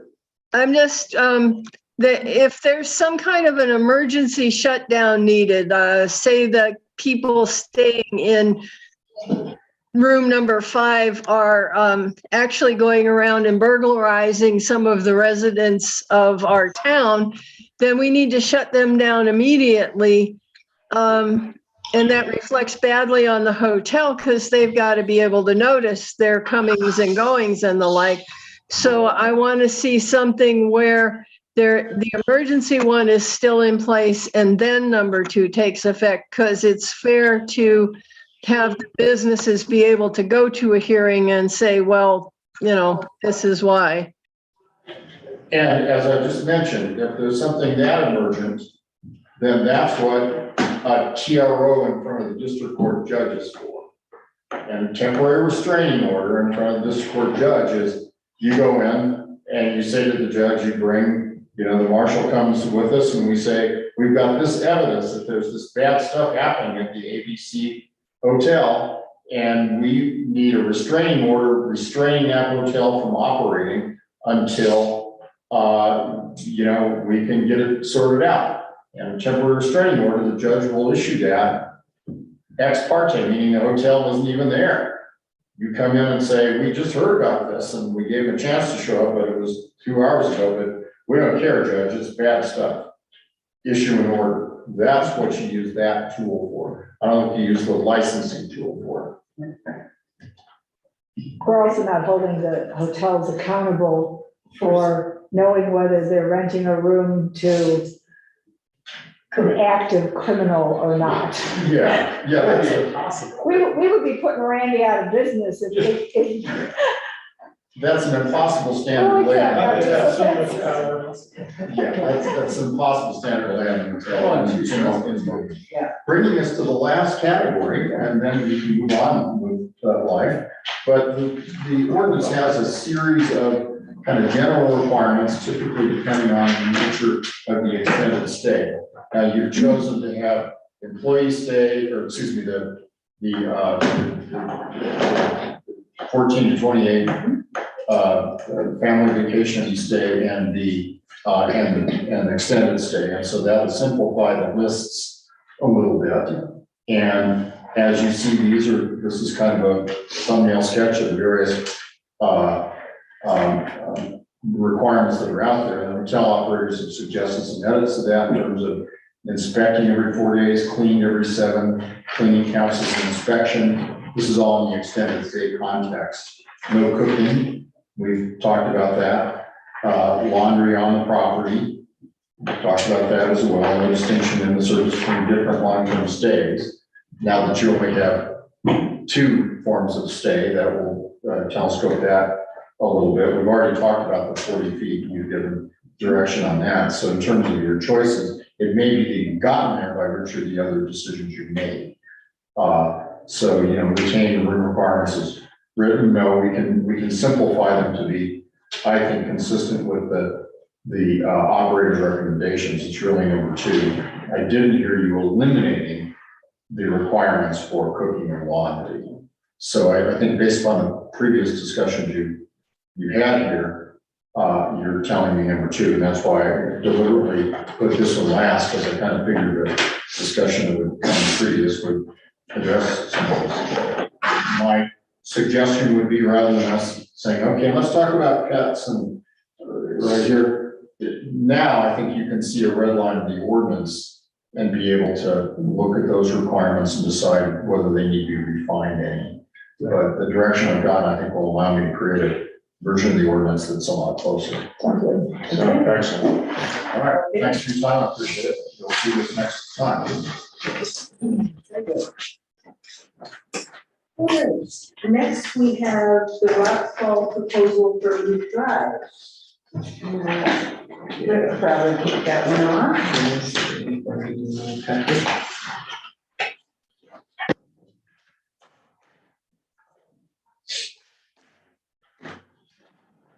Thank you. So I'm sure you read the context of this already, but where we are on this is Cindy Neely did reach out to this particular vendor, HDR Geotechnical, to get their advice. They're supposedly one of the best in the state for this kind of context, evaluations of rock walls and so forth. They did submit this proposal. This is to examine the entire rock wall. We have ownership of only a portion of this. However, as you can see in your packet, that History Colorado has sent an email with a confirmation that they would provide funds for half of this. And so we would pay for the entirety, and then they would reimburse us just half of it. And so that's what's being proposed right now. Okay. Any questions or comments on that? Seems a little over the top to me. I mean, I see a crack there, which I kind of remember from before. I was looking for pictures that I had. Could we just measure it and see if there's any movement? Because we're paying we own a small piece of this thing, and we're paying half for the whole piece. It just seems like jumping the gun on this to me. Well, what's the background? So we were requested by the Loop Railroad Right. to look into this because we're more rocks coming down off that rock face. Yeah, so every day they're seeing rocks just kind of, when they drive up there, there's more rocks on the ground. And I think that they're very concerned because this is their livelihood, and this is the way that the tourists will come through Loop Drive. There has been an issue in the past. I wasn't here, this is before my time, but there was a huge section that did fall off and block half of the drive, the lane. And so they're very concerned that if this does happen in a large piece, and they had observed, and I took pictures to kind of show you some of the areas. Mark Grable also walked with me, and he pointed out areas that he was very concerned about. And two of the areas were parts of the town's property. Cindy Neely was with us, and we kind of knew that area of which our parameter, what our ownership was. So they're concerned that if this were to be catastrophic, that something, substantial were to happen because of a crack. One is they don't know. They don't know what is substantial or not, even though some of the cracks do appear to be significant, but we don't know that. And so that's what this assessment would do. It would first evaluate to see which areas are to be watched and for us to be concerned about it. And the second part would be giving a mitigation process, what to do. It would not do anything, it's just giving us recommendations on their. So this doesn't even include the action. No. That's a lot of money for just a look. Just a look. I know that it's geotechnical, but I think we ought to get some jackhammers, dynamite, and big backhoe and do it ourselves. We do have North Ridge. What is Sursa's role in this? How do they play into this? Or what's their recommendation? They come out and they inspect all sorts of different things for us on a year-to-year basis, or we get this assessment done by this geotechnical place. And it turns out that the mitigation is going to cost $500,000, millions of dollars. Is it really within our control to totally prevent it? Where does CDOT play into this, type thing? Are we making it worse by opening up Pandora's box? Or, Yeah. I don't know. An educated look is always the best thing. It's just, I wish it didn't cost $21,000.38. What's the 38 cents for? or even if, so, and I can appreciate the Loop's concern, because obviously, most of the people come out of Devil's Gate. You're right. They do have an opportunity, if it doesn't impact, where their tracks actually are and the bridge and everything. They do have the opportunity to divert their customer base and put them out of Silver Plume and, start there. But if this mitigation needs to take place, and it is this major undertaking, that's gonna take a while. I mean, we know they don't do this in a day. I mean, Sure. look at Floyd Hill. So, Yeah.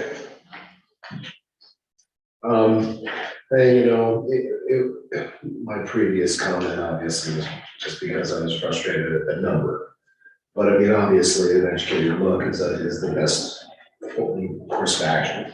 Because if we do something independent of somebody professional, it's now, it's our liability. And I don't think that it's. Well, and you also run the risk of missing the mark. True. If you're just taking a stab at it without the background to really focus on where the problem is, Exactly. you may miss the real problem.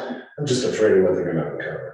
the rocks will roll down and there won't be anything to uncover because they'll all be on the street. You had made comment that you go by there frequently when you're running and stuff. There's always, and that's, so that's what's, there's always rocks that's dropped off, but I'm always curious to how much.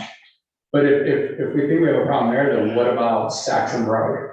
Rocks, where do we stop at if you start, and, if people start hearing about this, like, well, wait a minute, I live close to the mountain, can there rocks come down and block it off? What are you guys doing about that?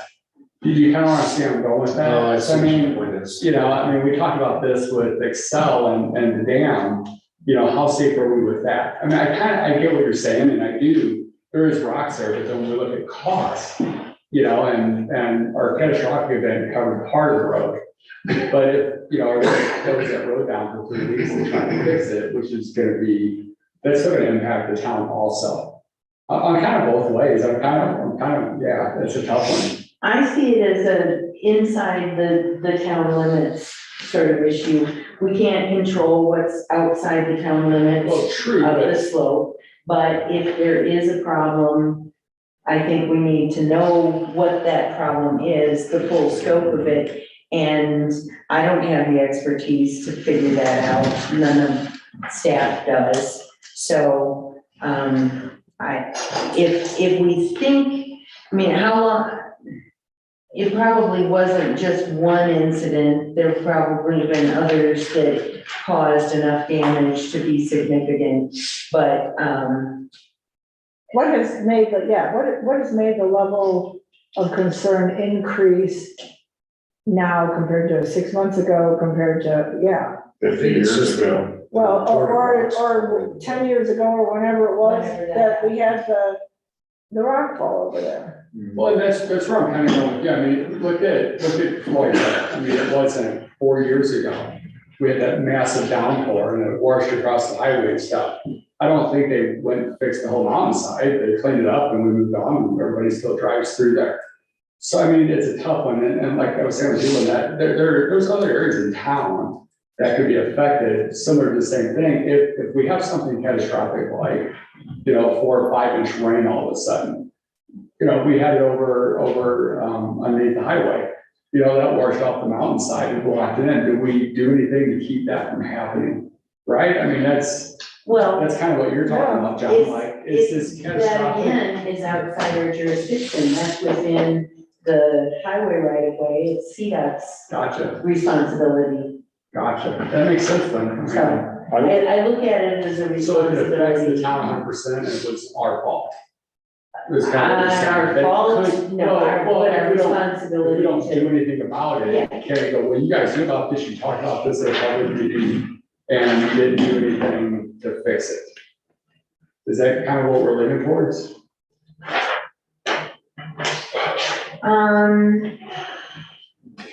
It's one thing to have somebody raise concerns, but in this case, they have raised concerns. The economic impact, if there were a major failure, is pretty significant. They depend on that road, and yes, they do have the alternate approach of having people board in Silver Plume, but it's not ideal because then they're up on the highway, the parking is different, the ticket, I mean, it's just, We did get that other thing fixed pretty quick, when that was at Hale, when Hale was, our administrator. Tom, It was well before that. Was it? I mean, I just You're talking remember it about the only last took rockfall? the Yeah. big slab that came down. It was 10 to 13 plus years ago. And so it came early 2000. halfway into the lane. Okay, It was post 2000, about 2008, 2010. Came into the lane. It was cleared pretty quick.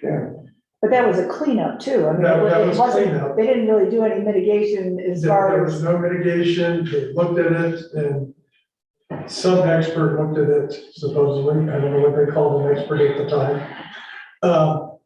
At the same time, like you said, on an irregular basis, driving up through that route, I will stop and push a rock as big as this hat, or not as big as a basketball, out of the way and clear the road, or have a tractor come up and push a little bigger one, size of a small footstool, off of the road. It's happened ever since I've been here. It's kind of, unless we were to net that whole slope, it's always gonna be happening.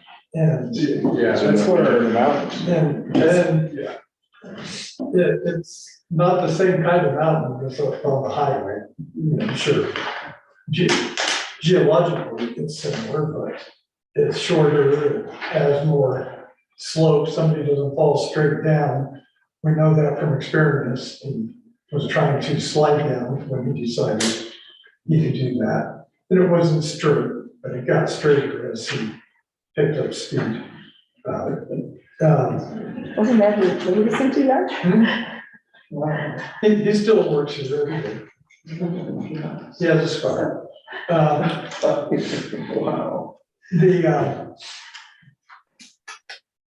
And that's about what it is. It's been like that. In answer to your question, which was the best question, is today is different than a year ago or 6 months ago or last week because we don't know. I think it's going to, it'll impact, but I don't think it'll shut down. Well, also to answer, the answer is nothing. I mean, there's nothing's happened to, except for just the small things that are happening. And individual observations from somebody like myself and other people who see a crack and don't know what I'm looking at. I mean, I wouldn't either, you know, I'd be like, oh, is that supposed to be there? Verify that. That's they're all along. Yeah. That's cracking. Right there. Right. No, I think it's just, You know, one of the things there's that, fear, and they're really wanting to get the professional advice to see, is this significant? Is there, should we be concerned? And if so, what are proper mitigation practices? So, you know, one of the things that we used to do when I worked for the wastewater plant here was we took measurements of the movement of the dam. And I mean, you know, there's painted marks and we would measure the different, the different, Just strike it right there and measure, it, put it in a book, watch it for. I agree with John. Great idea, John. The cost of this kind of study isn't gonna go down over time. And the hazard probably isn't going down either. We also have an offer from History Colorado to share the cost. That's true. So, Do we have the things money to there? consider. Well, do we have the access? No, can we come up with it? If we do it in 2023, which is in your draft for tonight, so, yeah. She found it. Well, I mean, this is where I see this going too. Like sometimes if I see a problem, instead of doing an estimate, you just do the job. So I think the bigger picture of it is, I mean, if we're worried about a crack, then we should be worried about the rocks that are falling. I mean, a car, a torque, people have been in a train, I can't believe nobody parks on that side, it amazes me they don't on all the other areas around Colorado, when they park, and you're like, did you put it up? So I mean, it's amazing to me that a car isn't parked there and had a big enough rock on to be a problem. But, I think part of it is the real issue is it's, once you do the study, then what's the cost of the likes? And because that's really the bigger question is, it really should just be, the whole wall should be fixed if we're that concerned about it.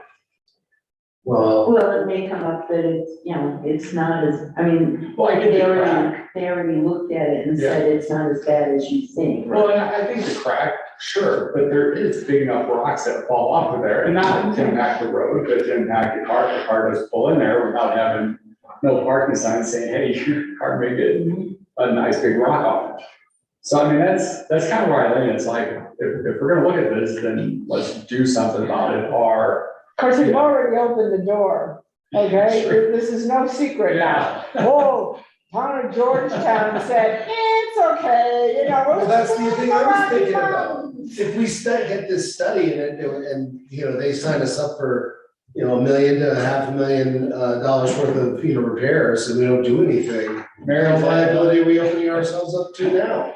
But the guy already, somebody with some expertise did take a preliminary look at it and say, it's not as bad as you are perceiving.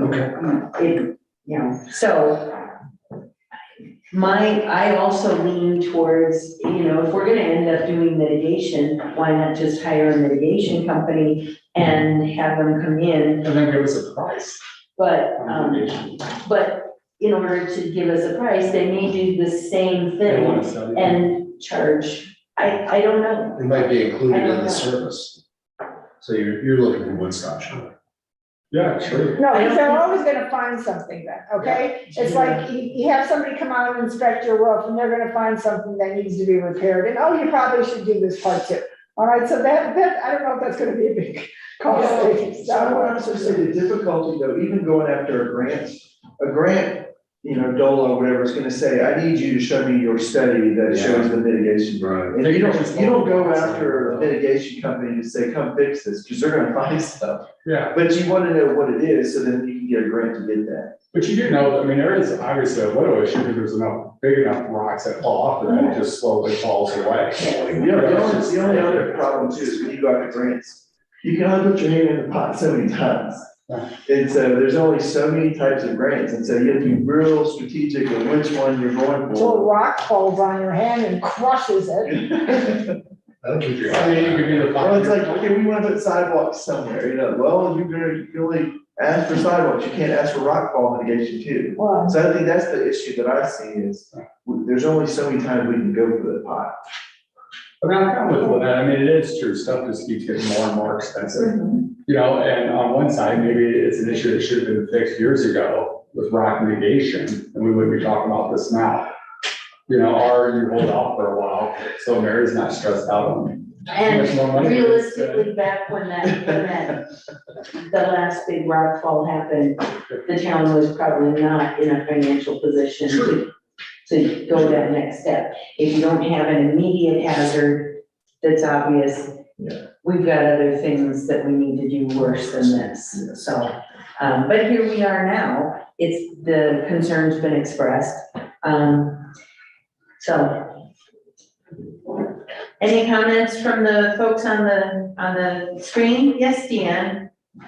By us talking about it tonight, we're setting ourselves up for having liability because we're recognizing a problem, sort of. I keep thinking about the rock that bounced down on I-70 and killed Chris from Silver Plume that used to run the market. And if we would have a tourist get hit by something like that, it would be worse than us being a little bit broke for a while.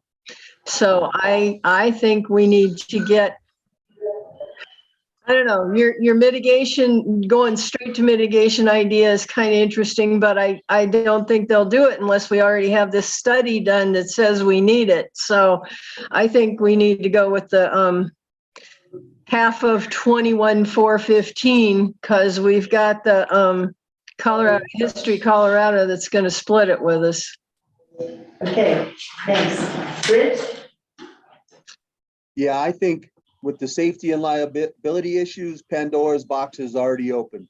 And if we have someone that is willing to pay half of the study, we might as well get it done. Okay. well, put your paint can back in your truck or your car. Okay.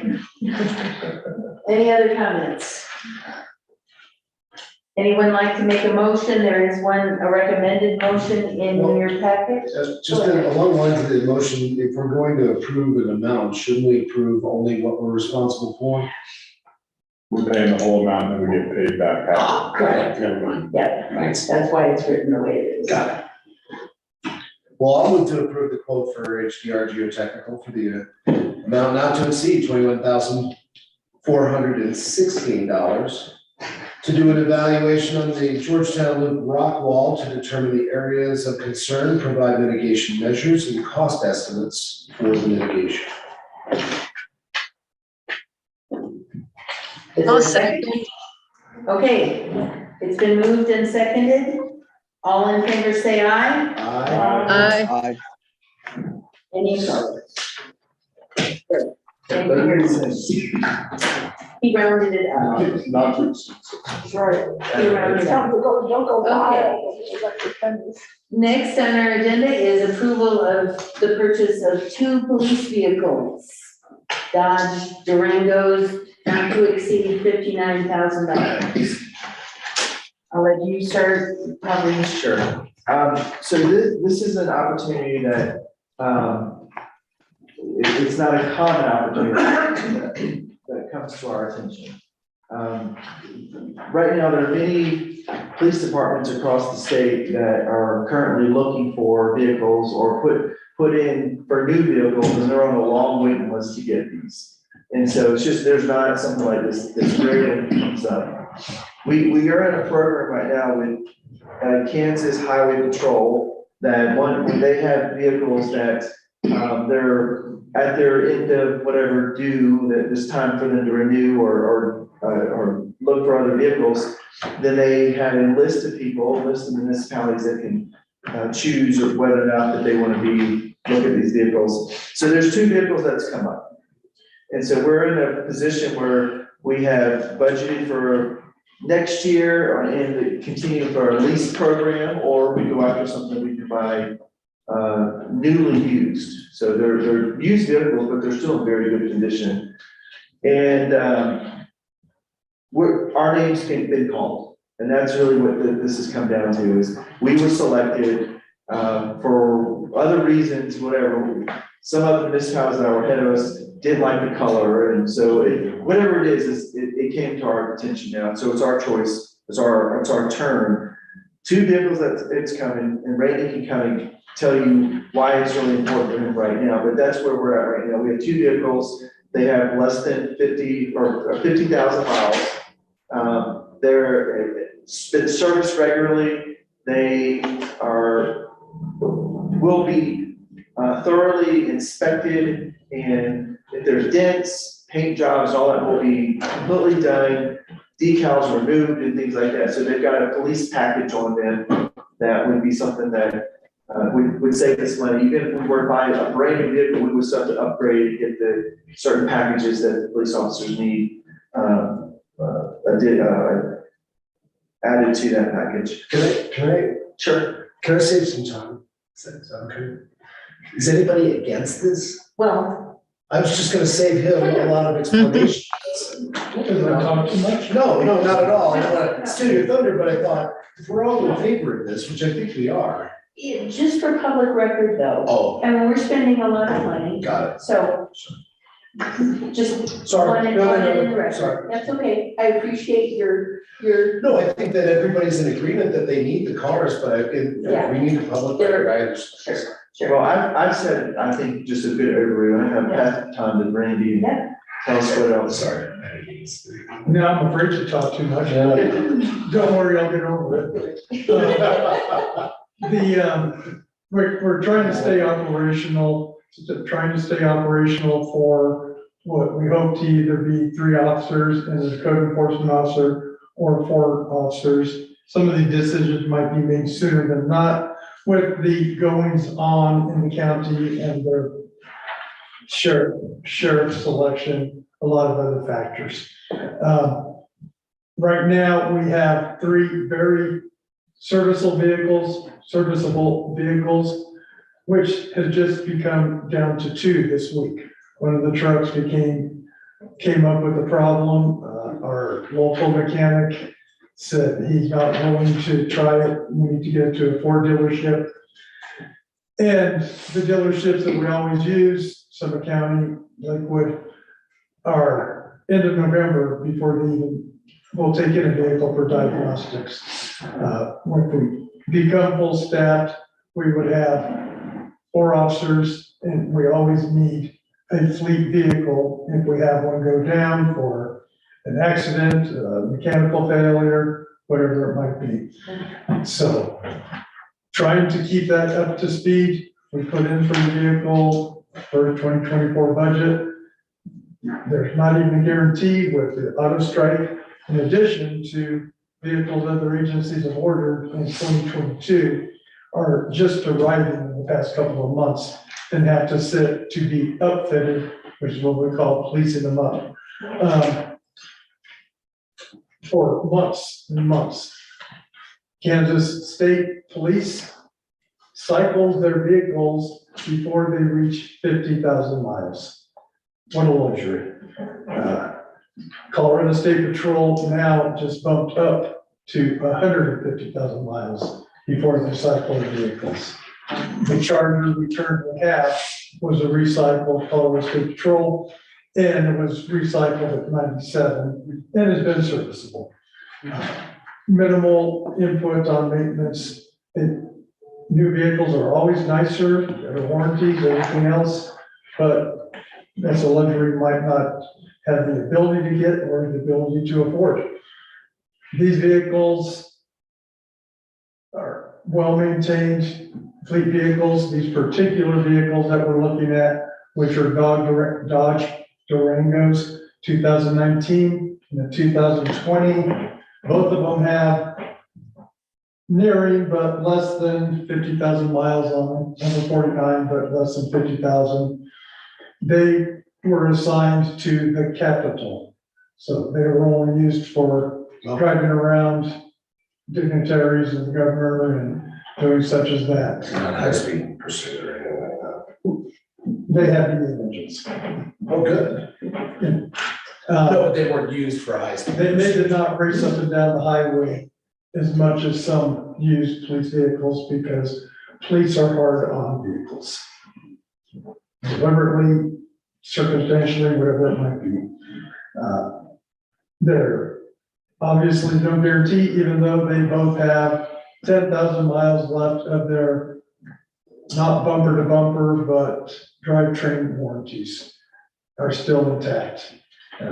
Again, 2019 and the 2020 vehicle with equipment, they'll need some work on them to make them serviceable to us. However, there were 86 agencies on the list and they went through them. They didn't like the color. Their budget didn't allow to purchase them. And we were brought up. They aren't ready to pick up today, but if we can get an answer sooner than not, we will be able to jump on them and take advantage of the opportunity.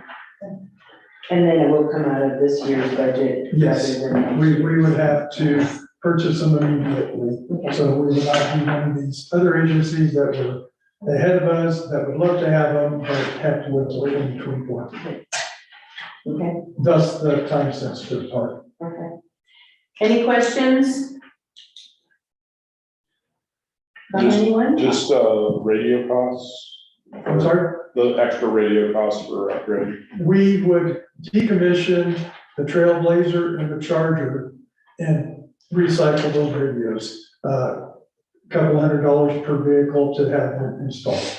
And could we have them, transported here? They do not. They're our responsibility to go get, but we're so hungry, I will take my afternoon off and drive 8 hours to Topeka. You know, John, you and I can go pick them up. I say, I'm People in. over. I have no shortage of volunteers to drive back with a vehicle that they might be able to drive faster than the speed limit. We all make light of that, but there's a consideration to transportation here, to getting them out there. And I know it's an 8-hour drive to Topeka. I have a kid there, but, It's a solid 8-hour drive. and it's a solid 8-hour drive back, because you're not gonna be driving at top speed and putting on another hot pursuit, so. I knock see it you off calm that the cars first. slow down as they're passing you. So I understand they're not going, but, and I support going in this direction, but I have some questions. I'm assuming obviously they're located in Topeka, so we have to Yes. make arrangements to get them from Topeka to here. Could a transport vehicle not be arranged by us at our expense to bring them out at far less than it's gonna cost a couple of people, 3 people, if we drive out there to get them? Unless somebody can do trick driving and drive 2 cars at the same time. And, you know, you're gonna stay overnight, you're gonna have meals, blah, blah, blah, blah, blah. We're gonna nickel and dime to death compared to spending a couple $100 to put them on a trailer or Get 'em whatever out here. and get them That's a out good there. idea. It could certainly be explored. I like the idea. Because So then in light of the fact that we've got one of our vehicles down now, and let's be optimistic and say in November, Ford takes a look at it and they're able to access the parts because UAW is back and it can be repaired, but you have more of an emergent need for these vehicles to be here. They're not inoperable. So aside from the radios, what else are we putting into these 2 vehicles that's going to, and is that gonna be handled in 2023 budget? Or is that gonna be something that needs to push back to 2024? the most I have seen so far, in addition to just getting the radios up to installing our own radios, maybe of our own equipment, which I am estimating with the service I'm able to get from the county mechanic and our contract people we work with and costs that we paid before. That's going to be less than $1,000 to get them serviceable there. I'm looking at the vehicles, they have serviceable tires, but they're tires that drive in Kansas. So I'm thinking in 2024, we'll have 2 vehicles that would have to have upgrades in tires to the mountain standards. So we could put that off hopefully a month or so, assuming that they get here by the end of November, and we could put new tires in 2024, so we can Yes. make sure that Nothing your else. budget takes care of that. Not looking at anything else, registration cost, stuff like that, or nominal. But there's no other big ticket equipment items that you're switching either out from the other 2 vehicles that you're retiring, or upgrades that we need to do to these 2 vehicles to have They- them They handle. do not have cages in them. Likely between Sergeant Gaskins and myself, we already drive vehicles without cages. We're comfortable with the systems we have in place for that. Officer Collins prefers his cage. He said he'd drive his truck with a cage as long as it takes. So is it realistic though to think that we're gonna outfit one of them and make it a cage car down the line next year, 2024? We were not. Okay, so that's to- not anticipated. I really don't abide by putting more money into these vehicles than necessary. Is it Officer Collins' truck that's down right now? Yes, So we don't have a cage car right now? correct. Okay, so, and we're You'd have looking to at call for that, backup? we're looking at, well, no, because they've got procedures to transport somebody We use without it. procedures. It's just a safety and comfort, so. Time here, I've never had a vehicle with a cage. But that would be potential reason why maybe down the line or 2024, we would be looking at maybe, especially if we're increasing our force, that we would have a couple of vehicles equipped as cage cars and a couple that are. We would certainly be looking at that. And depending on what happens, cages are pretty specific to the vehicles. They're going to spend upwards over $1,000 per vehicle. Kansas doesn't have one laying around? Sorry? Kansas doesn't have one laying around that'll fit this terrain go? Oh, that's right, it's a dignitary they- car, They sorry. don't, their position That's is, under their transport. they don't transport. That was part of their language in their advertisements that. So the front seats weren't kicked out? Hmm? The front seats weren't kicked out, that's what that means. They don't transport. Well, I know, so if they don't transport, that's why the front seats are in good condition, because you don't have, That makes for some better conditioned back seats, I'm assuming. well, To what's or happening damage in to the, some or damage to the front seat. Okay, last elephant in the room. I think there's a majority of people on this board that want these cars marked. What does it cost us to put our logos, our branding and everything on? There's reasons we have the unmarked cars, and between myself, my trips that I have to travel to the metro area in our current climate, and Sergeant Gaskins is a subject matter expert with the post board and takes regular trips there to do test outs for post and be part of the post process. Makes us feel very unsafe having these. We have the marked vehicles. The answer to your question, the vehicles that we currently have were close to $1,000 each to mark. They're $700-800, and that's a person that wasn't with one of the professional companies. There's a connection that I had at the time we purchased the vehicles. He's out of business. He moved to Wyoming and retired. So it has not been, we haven't received a quote yet what it costs to mark vehicles, but talking to Empire, what they paid to mark theirs was close to $1,000 per vehicle. And the unmarked vehicles are just safer for everybody concerned, both from vandalism and actually becoming the victim of an assault or some sort of aggressive actions towards us. I can appreciate the safety that we want for our officers to have. However, when you're operating in this community and the community needs to see that the Georgetown police are out there patrolling, and we don't have an investigation unit. We don't have any covert operations going on a regular basis. We're not that large. There is a greater need for us to see. Which we have the 2 marked trucks and they will stay in service. But you're talking potentially 3 or 4 officers. So, Right, we're 3 officers, potentially 4 officers, 2 more officers. so half your fleet is unmarked. At least, absolutely, at least one of the vehicles could be marked or the truck, and we could have 3 marked vehicles. Okay. That could be done. On the other hand, a small town and people like to see their town protected. They all know the vehicles. I drive the unmarked vehicle and there is not anybody that doesn't recognize me from every angle, approach, everything else. Yeah, you never wave back. But then, yes, he does, he does all the time, but then I'll go back to the fact that, of what we were discussing with, the other ordinances. The residents may see you out there, but then we are also a tourist town, and there's a certain presence that is necessary in case someone needs to flag somebody over type thing, or that they know that it's law enforcement that's out there. It's not as if you're, and the presence for deterrence is more when you see a marked car than when you don't.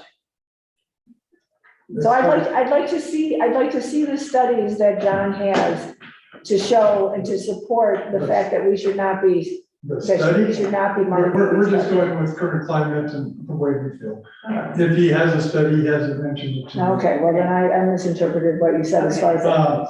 But that's for having those vehicles unmarked. I'm not adverse, especially the more common thing is you'll see more of the ghost markings. People that look at the vehicle can see it, but it doesn't show up from blocks away. We have good successes with the unmarked vehicles in other areas. Well, so potentially though, we need to also consider in our budget though, the extra cost of marking up the vehicles. They wouldn't be done immediately. I'd say. Right, no, I We want know. to try to save money to really try to keep our treasurer from having an aneurysm. Okay, Deanne has her hand up. Yes, ma'am. If their radios are compatible with our system, could we sweeten the pot a little and have them just leave them in? I mean, it seems like it might be less disruptive to the radios themselves to just stay put and we use them and kick in maybe the same or less money as it would cost to have our transferred radios hooked up. In answer to your question, the radios are very proprietary. They are on systems operated by Colorado. To give an example, a short while ago, a state patrol vehicle was stolen. It wasn't just because it was state patrol, it's because the radio is part of a system, a proprietary system in Colorado, that while that person who stole the vehicle could not listen to the radio, because very quickly we were able to disable the radio. And that in addition to. And to figure a way to cheap out on, instead of putting the used radio into the newer vehicle, if their radio just stayed put, wouldn't that be best for all concerned? If the radios were operational like that, it may be, I don't even know what kind of radios they had. They did not make them available or offer them. And again, they're very specific to a large system within the state, especially post Katrina, post 9/11. The states have much more, I'll call it sophisticated, I can't even explain it, but there's a lot of control. If I don't change to a particular radio station when I leave the county, and I do that too often, my radio would be disabled without my being told about it, because I'm reaching different repeaters. And that would be a much pricier proposition to try to acclimate other used radios, where ours are still very functional. Thank you. Okay, any other comments or questions? Rick's hands up. Rich. Oh, yes. Go ahead, Rich. I'm with Mary. I think having the police, as many of the police vehicles we can have marked, we need to put it in the budget because I think it does a lot of prevention. And especially for folks that don't know who Randy is and folks that are blowing through town, I think that makes a big difference when they see that the town is being patrolled. Okay, thank you. Okay. If there aren't any other comments or questions, would anybody like to make the recommended motion that's in your packet?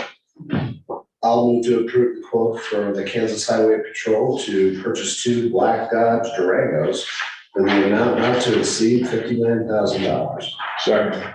It's been moved and seconded. All in favor, say aye. Aye. Any opposed? Motion passed unanimously. Okay, next we have our strategic planning goal setting.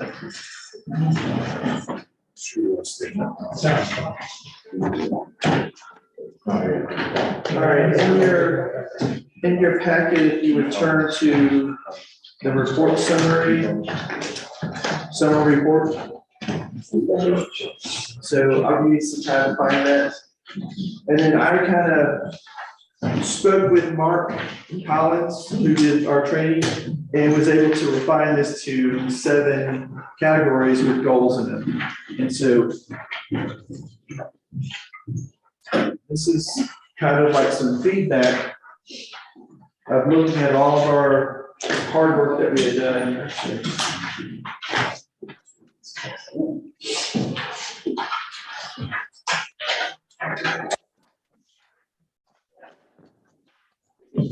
Mr. Recorder. Okay, so if you look at this, what you'll find is it kind of correlates a little bit to our last section. If you're flipping through our report, on page 4 and 5 is the big summary. So if you can turn there, and what we've done is we tried to show during our report, or during our planning time, we put pieces of paper on the walls, and you got stickers. You got a chance to then indicate what value you felt like was the most important project. And so this is kind of showing this part right here of what you guys thought through. So then if you look at the small list now, this is kind of a summary of this. So the first one is complete infrastructure studies. The top markings on here indicate, and that's just kind of what we summarized. So for example, we think it's important to update the 2006 stormwater study. It wasn't specified specifically, but I knew what that was talking about. So that's what we're saying is that's a goal that we should do. Second, under the same complete infrastructure studies would be complete a road condition assessment. That would us to go through, this is what he called a bump study. However, we're a small town. I can't justify spending $100,000 on a bump study when we can do that ourselves. So, but that's still saying we're gonna create a bump assessment. We can do that in-house, and we'll rate our town roads. Glass of water on the dash. Yeah, right. Oh, it is a bump. I thought bump was an acronym. It is. It stands for something, some rating of measuring how bumpy the roads are. Got it. So they just call it bump, but it does stand for something. Yeah. The third one is assess the current studies and how they relate to the existing 5-year capital improvement and comp plans. That rated pretty high also on the list. And then the next one was assess if our traffic code meets the NUTC standards. What's that? I don't remember, but that you guys chose. Model code. Model uniform traffic code. Yeah. That's it. Yeah, right. So these are not road improvements. These are assessments that we felt that it was important, or you guys decided that these were important for us, so that we don't keep spinning our wheels on things that may not be important, but if we do some good assessments, then it kind of gives us a track of how we can be appropriating the funds better, okay? So that's what that came in. Before I move to the second one, did anybody have any questions? Where you felt like after now looking at it, I want to take that off or change this in any way? Does this reflect accurately what your desires were when you chose those categories for that first one? Yeah, because doesn't, when we were saying assess the current studies and how they relate, that's gonna pull in some of these other specific things like the CIRSA reports and the analysis of the water and wastewater. So we're just kind of combining all those. We haven't dropped any of these. We're just kind of summarizing them in this. Okay. Yes, that's Yep. correct. Yes. But at least it gives me and us a way to be accountable to do some of these things. It gives us a roadmap, you know? So I think that was why we chose that. It was so important. Okay, anybody online, do you have any comments or feedback? Maybe thumbs up? Okay, Big perfect. thumb from Rich. All right, we're moving to number 2, emergency services. So if you look at this would be more of like the safe community is what Mark called emergency services. He kind of shoved it down to 2 things: update the wildfire plan and then support fire department staffing. And so that's one that we've been talking with the fire authority, and we realized, I mean, Mary, can you give a summary, a quick summary? What would it take for them to still hire 2? 1/3 the original increase, which has been put in the second draft. Okay, good. So we're already moving towards that goal, because we're saying we're gonna put the funding in to do that. But the second one is really update the wildfire plan, and that's still waiting for the county's assessment for us to go through that. So that's still ongoing right now. So those are 2 of our goals. I feel like they're very manageable, reachable. Does anybody want to add, subtract, amend this section? Well, I mean, this is occasional, it's not every year, but you know, snow removal. If we have a big snow, and you know, I know that 2003 is the last one that was pretty tumultuous. And, you know, it was a long time ago. It just seems like, you know, that's always something in a town's budget that they're not expecting. So a plan, you would like a plan if we get a massive snow? If we get a massive snow, I just want to make sure that we're not, you know, robbing Peter to pay Paul, and we're gonna deal with it. Sure. That's part of the safe thing. Don't you agree here, Mary? Well, yes, but I mean, 2002 was once in 100-year storm. We don't have to worry about it. We're not gonna be here in 100 years. Yeah. No, back in St. Louis, we had 2 of those within a 20-year timeframe. Really? Yeah. So I'm just wondering what, you're the only one with a historical perspective on the, you know, what it cost us to deal with that. So Okay, really, your well, input is- that was, okay, FEMA stepped in, I don't even like talking about it. It was a nightmare, yes, but it didn't have to be a nightmare because FEMA did step in and would have taken care of the So whole there's that. problem. Yeah, that one reaches that. There's that. As I've heard, that was a cluster, and we will not do that. No, I just want to consider it. That's, you know, it's nothing, I just want to bring up. It doesn't hurt, in my mind, to have a plan to remove snow. And that could easily be just a yearly plan that looks like it could be maintained, you know, and staffing and all that good stuff. So you could add to that and say, hey, we need to identify some of the large bucket movers that could be used to remove the snow that's getting piled up to snow storage areas and define those. Well, it's not only that, it's like, you know, you pile the snow to a location. What's also, you know, what's the ramifications of drainage with regard to nothing. Right, that would be your snow storage areas. Sure. So let's add a snow plan. Okay, I called it the 100-year snow removal plan. Okay, Perfect. Sure. in 2023, 24. Okay, So so, probably will be gone by then, right, Mary? all right, so let me just clarify. These others that we had on the list are definitely reachable, and part of it is the county's doing the study, and we're most likely gonna adopt that same study to the town. This one, we'd have to contribute financing to make sure that we can do this. Which one are you talking about? The snow is like, I think you could do it in staff. I think Okay. it's- I was just gonna say, okay, I like that. More or less. Listen, I have to make sure, what's our expectation? Yeah, that's internal, that's not Okay. anything outside. yeah, that's what I was Yeah. saying, was, just some sort of an organizational chart that,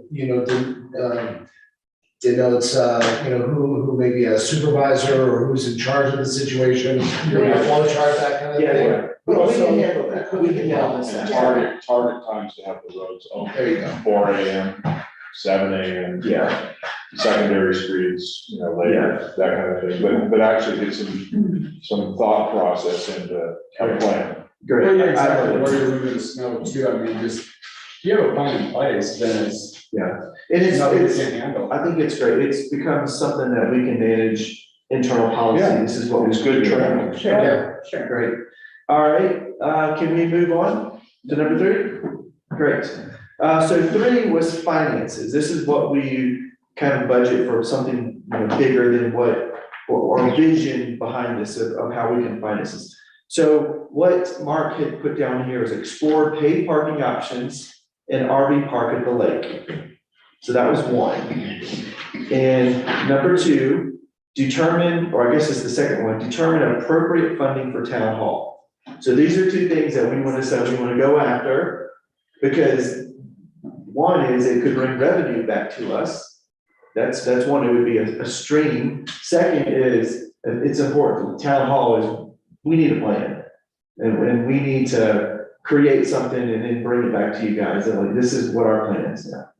Okay, Town hall has its own category, though, down in number 6, so doesn't it, are we kind of duplicating the effort in it? I mean, I appreciate that it falls under the financing too, but it seems like it's I agree. yeah, already part of it, so we'll just take off number 6 Yeah. completely. or, yeah, whatever, or embellish. I mean, Well- and I'll embellish it of saying, undertake comprehensive planning for site location and funding, and I'll just move it There up. you go. Yeah. And find out where Peterson is with our plan. Yeah, we need a follow-up on that. Okay. Is this good? Okay, then we want this to add. Yeah, we, correct, okay, I mean, that helps us focus really hard on this. Okay, online, you guys good with that? Okay, I don't have the paperwork, sorry. oh. No, she doesn't have the, No, it isn't. no, because Mark and I just met over this, about this, so, Can yes. I just throw out something with the RV park though, and maybe there is a plan for an RV park further towards Dumont. So do we, I mean, is the RV park really a priority? Just a moneymaker. Have we gotten the ability to have, paid parking around the lake, or is that BLM land and they're not allowing us to do that? I thought there was discussion about the BLM land, because it was given to us public trust, that we might not be able to charge for parking. I wonder if there's a way around that, because I mean, you have to get a fishing license to fish. I'll just say, we do ice races right now, we charge. Yeah. So the BLM limitations are they restrict us to kind of recreational uses, that being 1, the parking is tied to a recreational use. Yeah. So I don't know. I think the BLM restrictions are more like buying and selling the land, isn't it? Yeah, I wouldn't view those restrictions around parking, whether you provide public parking and charge for it or not. Even if the money's siphoned off to another use later. Yeah, it's still that's still a public function, that serves the recreational purpose. Perfect. The real concerns around BLM are transfers, where private parties end up with rights. Or development. That's a real, that's a line that you can't cross or seen. But no, other than that, it's either a public purpose, because all sorts of cities have public parking lots. Sometimes you gotta pay for them, sometimes not, goes into general fund, but it's a public function. Well, I think it's a great idea. So just to make sure, I'm not ready to do anything yet, but I will present plans Okay, and ideas to you guys. And Okay. so that's kind of where, I mean, this will be slow because I know what happened in Idaho Springs. Okay. And this will be slow because we'll have public comments, we'll do town halls, we'll go before the boards of business promotion, parks. We'll make sure that we vet this well. Okay. Is this good or bad for the town? But it's still something that, It's transparent. yes, it's transparent. Okay, moving on, number 4, transportation. Identify solutions and options for Jake breaks. That seemed to be very high on the list and then improvements to Second Street between Rose and Argentine corridor. And that was one that had a lot of stickers on it too. Those were our 2 main focuses of what we were gonna do. That's still outside of what our road improvements and things that we're doing. Well, and Sign that went from a stop sign to a yield sign. Is that what that's? that's, Is this surrounding the sign that went from a stop sign to a yield sign? Yeah. it's got more to do with the drainage and it's not traffic control, it is actual road condition. Yes. even though it seemed to not referring to page 5 of the report. I thought Deanne's comment was more for people trying to back out of their driveways there because of all the traffic coming down. I think that was. When it's a specific peak period on Glenelg Pass. But we seem to hear a lot, so on page 5 of the actual larger Right. summary, we had identified key areas that need traffic calming devices, and that we seem to come back to in citizen complaints more frequently, and it's dispersed throughout town. And we've talked about them, we talk about the other issues too, but I wonder if that if that shouldn't continue to stay as a priority for us. I think definitely after that retreat that we did, and then with all the traffic coming out Glenelg Pass, and then Argentina came back up, and we went from cars going 50 down Rose Street to being dead stopped. So either way is bad. Luckily, no kids got killed, but yet then we had to go all the way around the lake to get, if we wanted to leave. And our wife coming back from work had to go all the way around the lake because it was completely blocked off everywhere. And we're talking about improving our roads, Yeah. and by improving our roads, unfortunately, it tends to create a different problem, and so I don't want to ignore that fact when it ties back to our infrastructure and our roads and what we're doing. Yes. Hey, so since this is down the road, I just wanted to give you something. Down the road? It's often been said that Georgetown needs a second exit off the highway. Just wondering what you think. That would become unique, because I mean, where you fit at, but also it's kind of, I think down the road, if we put the roundabout like we talked about. On 22nd Street? Yeah, so I mean, then, yeah, how do you, and I get it both ways, how do you get people to slow down enough, but then you have to be able to get out of the town in a nice, efficient manner? I mean, they don't want to be stopped either, for, I mean, it was very, very slow for 3 hours. Yes. You know, so we don't want that either if people don't want to come back. But that was unusual. Oh, true, I have true, it was never 4 seen- total days. Never You seen. know, we had a Saturday and Sunday, 2 weekends. You had a parking lot in front of your house. Yeah, I was. Well, yeah, you're right. Yeah. Yes, So straight lines. I, That's right, you got lemons. yeah, We thought about that next year. So I would say this, in our staffing, we talk about this almost every week of that one point. Every week, we talk about areas, or using our delineators or whatever it is that we need to do to try to slow traffic down. So, do you guys feel the same way? Yeah, Yes, okay. I mean, it's, you know, with Rose Street being paved, you know, I don't live on it, you know, but I know that, there's been complaints before about people speeding on that road. Yeah, I mean, even with some of the people, whoever they were, putting cones out, it's still amazing on those cones getting destroyed. What was that? You gotta hit a cone really fast. No, that was like, yeah, that was, I think, in front of Leslie's house, wasn't it? Yeah, I wouldn't blame them, they're good kids bike. Makes sense. Around the No, I know. streets. And I think that, you know, there are a lot of kids on that street. I really think we ought to do something about a three-way stop or a. It's just such a long stretch, and I get it, you know, when tourists pull up there, you know, wow, this is awesome open street, it's nice and smooth, cars nowadays, you touch the gas, I mean, I'm a stickler on it because I live there, so I do 15, but sometimes it's like, wow, like, it's hard to just do 15. and I appreciate your comments.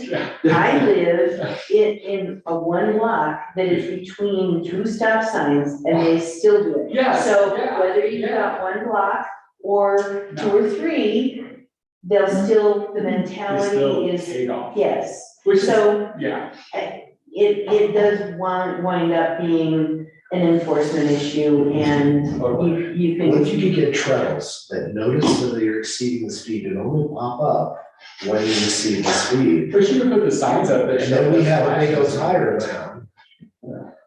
Mine's, Think about that. Oh, you're right, too, and that, All right. it is. Number 5. Stop signs does not solve that. All right, those online, do you have any comments? We did add, identify key areas that need traffic calming devices. Good with that?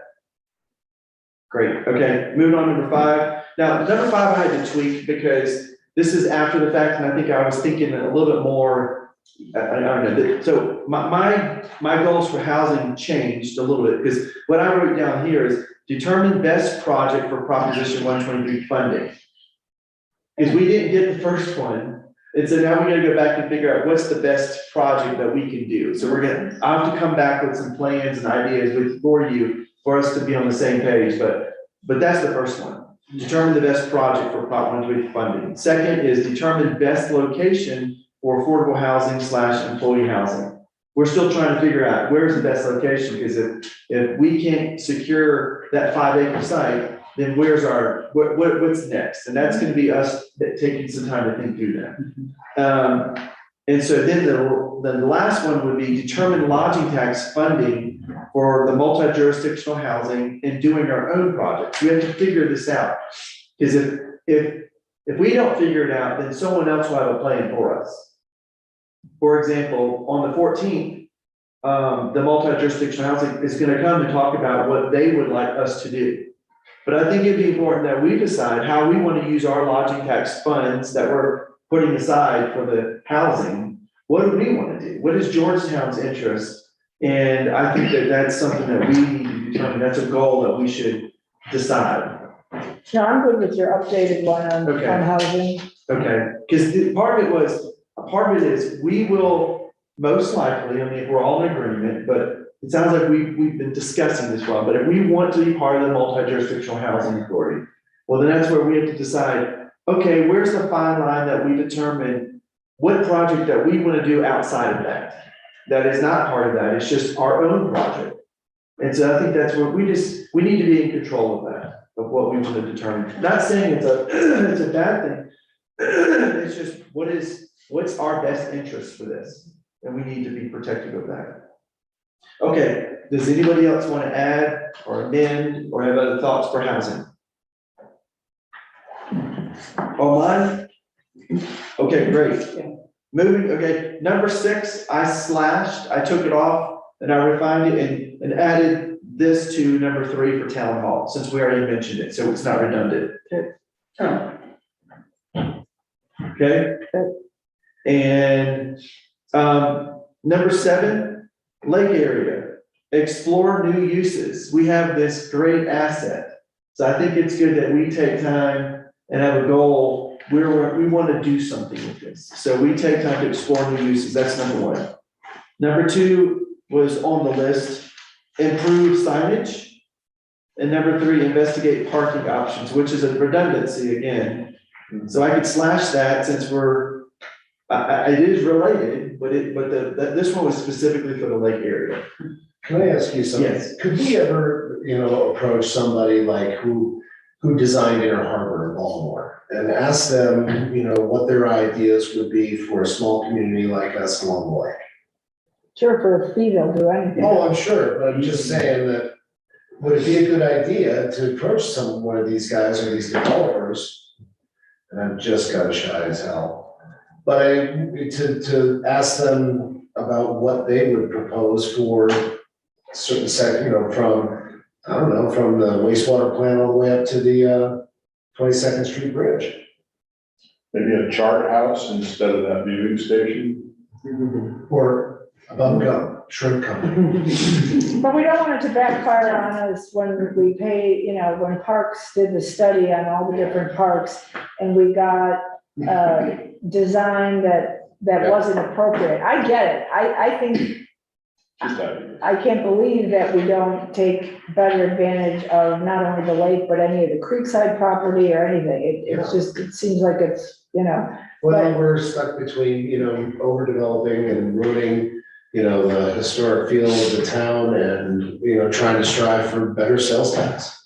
but there's something we could do to make it better, to improve it, I mean, and I'm not saying overdevelop it, overuse it, but how, and that would be part of it. Because we don't want it overdeveloped, we don't want it overused, but how could we, It'd be great if we can align ourselves with somebody who understands the historic nature of this, this area and would be able to put something on the side of the lake that was indicative of that. and so that'll come into play when we combine number 7 with number 3. There you go, you just summed that up so well. Thank you. Yes, and I agree. I think it's very much, we're talking about lake area initiatives and we're talking about creating new opportunities. And so I think you're right. We could take number 7 and put it into 3. Yeah. So I like that. And now you have only 5 projects Right. instead of. Yes, I agree. It is the simplest way too, though, because you have the cars there for people paying. You draw the money off of that, it's simple, and then you're not adding too much of anything else. And no one go to the chart house for lunch. Yeah. Bubble gum. Okay, so we've now narrowed down to 5 goals, and we have sub goals inside of each one of these. But this, I want to take and make this our goals. So this is going to be what we're adopted for this year. It'll be in our budget summary, so we'll put these things and showing how we're going to be trying to go after these things. And I don't want to alienate Cabin Creek, but I think it would be a great idea to get some food trucks down there. And one of the things that I just saw, here's a concept that you're going to love. You love it. You're doing it, I'm coming. I was, we've always had a hard time getting food trucks up here because the long drive up the hill and, they're not sure that they can make it. When we were stuck in a traffic jam, the guy behind us was a food truck converter. Now, if we looked up, well, how many, what's the market for converting food trucks, right? There's about 8 of them in Denver. They've all got a client list. Why don't we call them and find out how many of those new trucks want to come to Georgetown and park at the lake? Talk to Dion, who owns Sage, the hairstyles place, and. She got rid of that, I thought. Because it was a nightmare, and that was one of the things that they were doing. So it sounds like a great concept, but. But we'll just get it, no, not that we're converting. No, I understand. We're just looking for people who have newly converted their trucks. They don't know where to go, and we've got a great place for them to come. Wasn't there one down at the lake years back that was down there for summer maybe? It have been like 2015, Rich, do you remember? 2014. We didn't have a food truck down there. I don't think so. Well, it could be eons.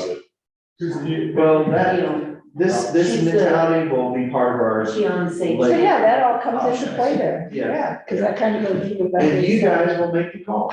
I'll present things and. Okay. Under the category of marketing and promotion, are we leaving that, anything that has to do with that to promotion commission, or does the board have a role in developing some kind of incentive package? That's, I guess, what was suggested. I think that's us. I don't think that's BPC. Right. They, you know, they're, And it they're didn't a part make it of. onto your short list. No, it didn't. So, we do have the ESTIP grant program. I don't think anybody is actually, we had two businesses that were approved to do that, but then we ended up not actually, having the development and improvements that would allow the return of their tax. But is there anything else that we should consider putting in place? So I could add the special incentive fund that we create for businesses, and we can put that under financial. And so that becomes another one, and we'll discuss what that looks like, but that's where we'll go under that section. Because it's not infrastructure, it's not emergency, it's not transportation, not housing, not the lake, or, lakes also. It's a sweet. So it just becomes under the financial, create a incentive, Okay. a special incentive fund. Does everybody agree with that? Sure. That becomes 6. Nope, I just put under No 3. finance. Under 3. Are you guys good with that? Okay. Thumbs up. Wonderful, all right, okay, we're done. Okay. Oh, yeah, that's what we think. So you're gonna revise the list according to what we've, And I'll send come it up out to with? everybody. Please, thank you. Yes, and then this will become Gotcha. our official Okay. goals. Okay, moving on, and thank you all for all the input on that, discussion. Moving on, we've got the town administrator's report and task list. Anybody have any questions on that? No. You sure you want me to read it to you? No, I thank can you. do it word for word. I take your word for that word for word. All right, so I'm just gonna run through quickly my other things are on my stack of stuff. I'm currently working on the, what's this called? This is, additional insurance that the town always pays. And it's like add-ons, but rider policies. Yeah, no, it's not that, it's like rider policies that we normally do. I'm pretty much matching what we did from last year and the year before. So I'm working on that right now. And it looks like the increase from what we had before was $2,876, and it's now $4,500. So there was an increase, but these are rider policies that we've done before. So I'm working on that right now. So none of this had to do with the Christian Glass pay? No, these are special things like in case town hall gets broken in, there's a special kind of rider that will cover that. Gotcha. Yeah, these are just extra little side policies that we've done. Bring your attention to Clear Creek Route, which is a recreational outdoor management plan. They have an open house and they want to discuss findings and so forth. And that will be, it's in your packet, so I'm not gonna go through it, but I just call your attention to that. Second is Trick or Treat Parade. This is for the school. They're gonna be coming next Tuesday, 2 times, 10:30 and 1:30. 10:30 is the little kids, 1:30 is the elementary school level. And I'm inviting you to come sit outside with me, dressed up. You can be your favorite character. I know John wants to do this, but I like to come as a rock star So come join my band.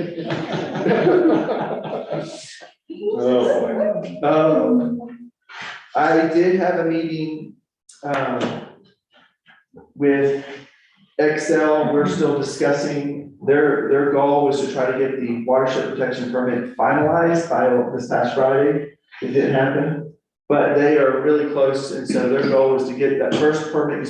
Remember, we kind of narrowed it down to 4 permits now? Yeah. And the first one's just gonna be most of the past, the elbow and then the trash rack and the weir box. And then some study, like water quality sampling, sediment containment.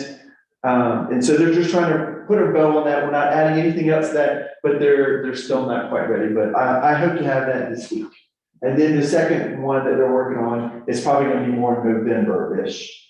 And that's the one that they want to do the sampling of the settlement. But we were a little nervous with that because instead of getting with like, taking sampling, core sampling, they're talking about getting like equipment, excavators digging down in there, and it's gonna stir up a lot. And I was like, no, I'm really concerned about how that's gonna negatively impact. And not our water. just in one area, they were, 24 different areas. yeah. Yeah. 24. Stir up a lot. Well, it's complete. Yeah, It will be. so that's really, that's the big rocks. So we've gotten our report back when they did the lagoon stuff. The bathymetric, Yeah, okay. and so when, as this continues, or if they do end up stirring up anything up here, we're gonna have, Baseline. yeah. So where did we fare in that study? What was any? The outcome of the bathymetric study was supposed to measure the. Oh, the yes, okay, I'm trying to remember. what current this was. capacity of. I couldn't remember the name.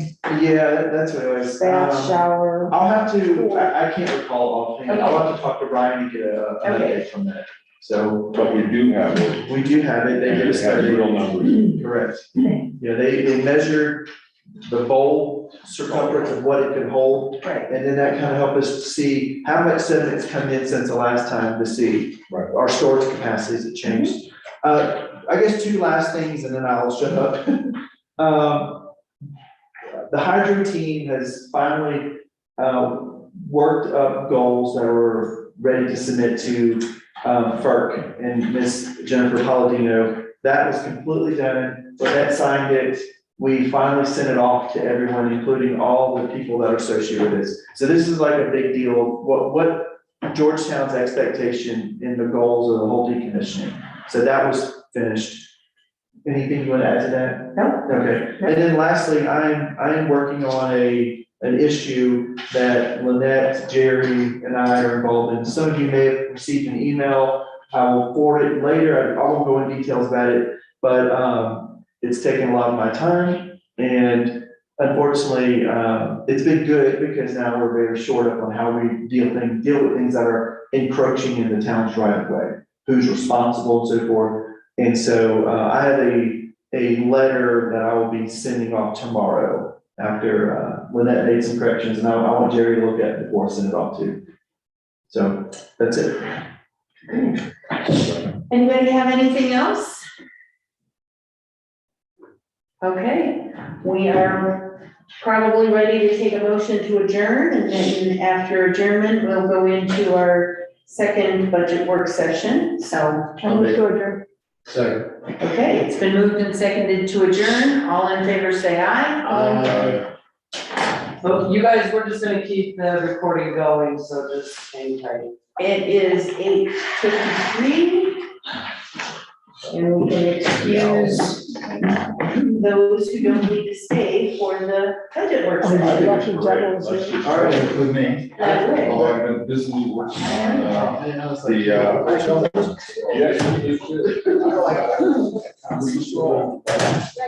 Summary report in there. Follow school. Well, no, you got, have you got? Yeah, that was good. Yeah. No. That should be worked out. Yes. Have fun, guys. We'll go smooth. Thanks, Jeff. Larry, come on out. Fancy towns, Where's it? and massaging.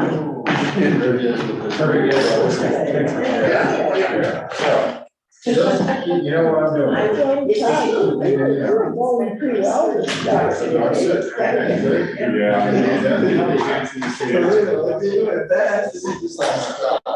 that rock fall. Yeah. I should just said, forget it. Cheers. All right. Thanks so much, young man. Have a great night. Bye, Jerry. Drive safely. I will do that. I'll send that thing to you. Yeah, terrific. I've been visibly writing on the hotel ordinance while I was sitting here. I've Cool. got a grip on it. Yeah. Go Jerry. Okay, All thanks. right.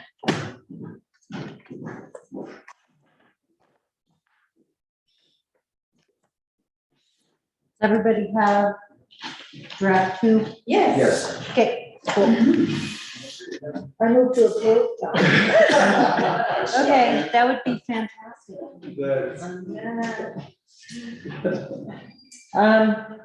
As the memo states, the changes that we discussed the last time have been made to the best of where we could fit them in. The police department, 2 vehicles. Yes, I put that in there in 2023.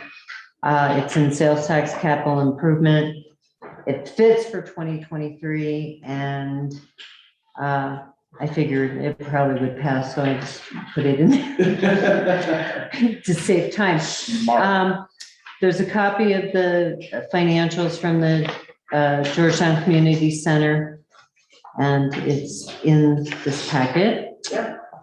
And I spoke with Kelly Babian and Jeremy Jones regarding the municipal fire authority contribution.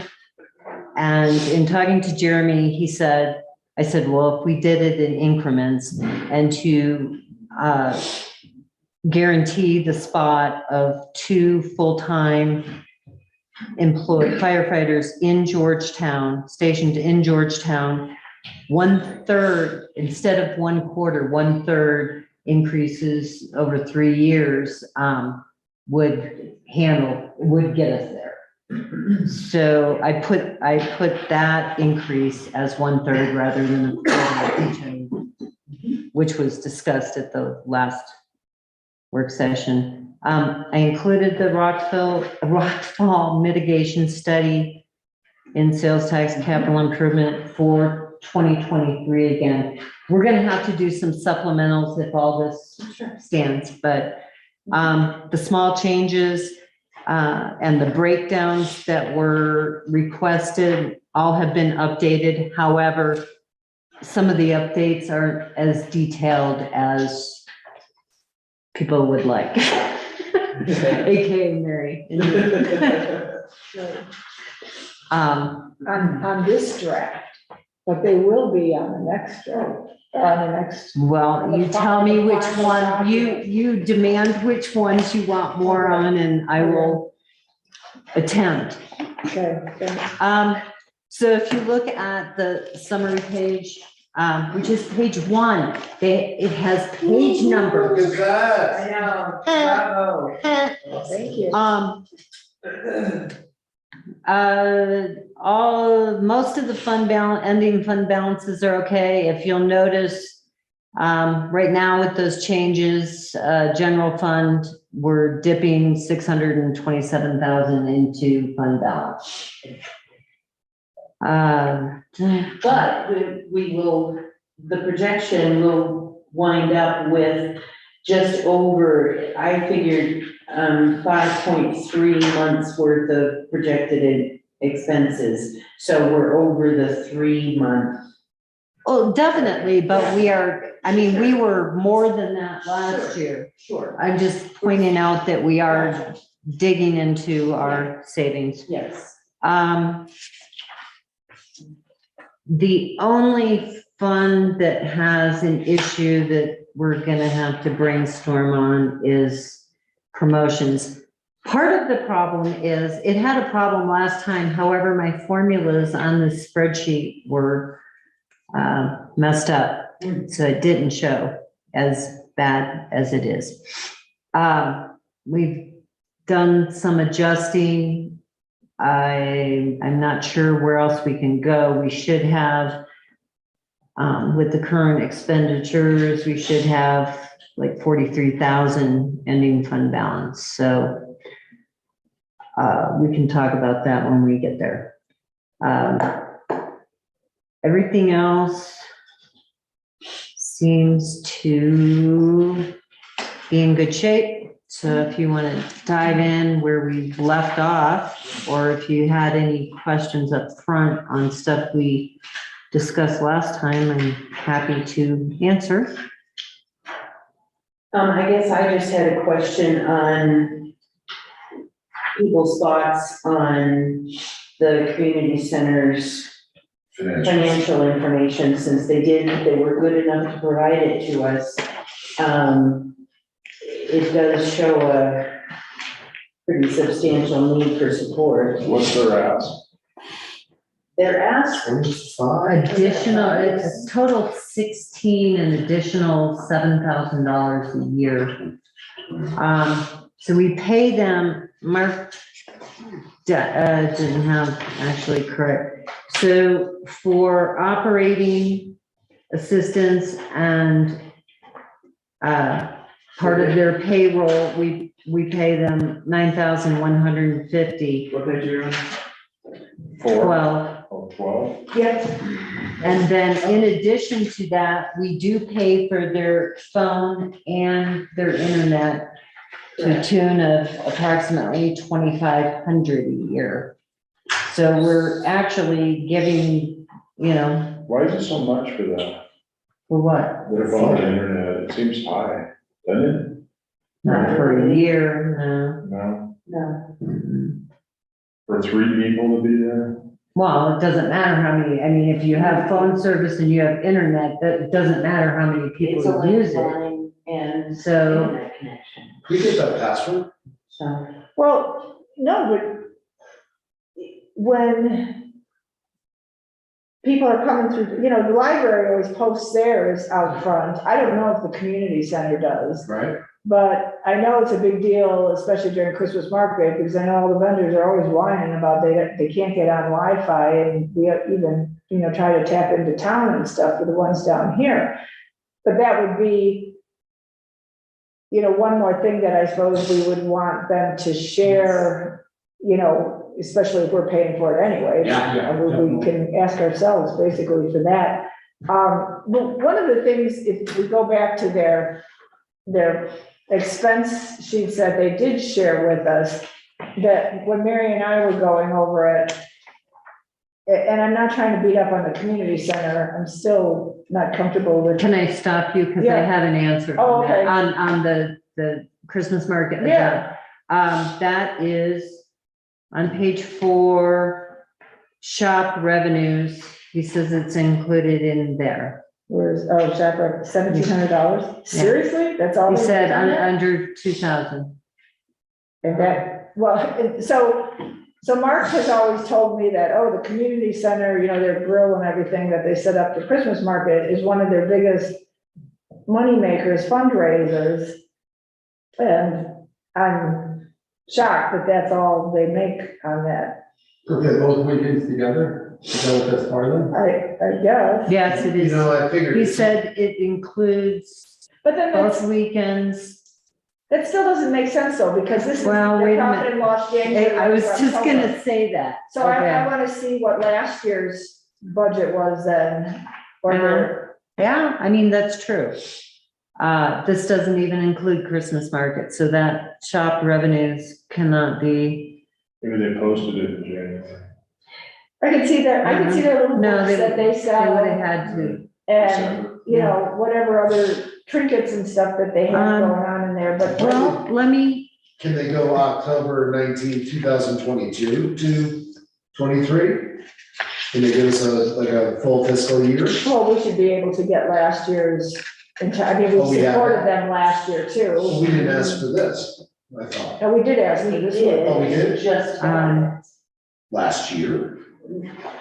No, just. Last week, Yeah, we No, I'm talking about last year's. Right. request, But we last asked, we year's, asked for this document last week and they finally produced it for us. Right. And it's a current document, that's great, but we're also looking at maybe some potential revenues that are not in this that would feed into our decision based on additional revenues, you know, maybe, I don't know, It maybe. just they didn't seems like show it that in number is a October. little low. Yeah. Yeah. Maybe that's a net, is that a net figure that, you know? No, I don't think so. I think that's That's probably a gross figure. well, because they've got shop expenses down below. True, right. Inventory is almost $1,000, so their profit is, their net for what they're selling in the shop is basically about 700.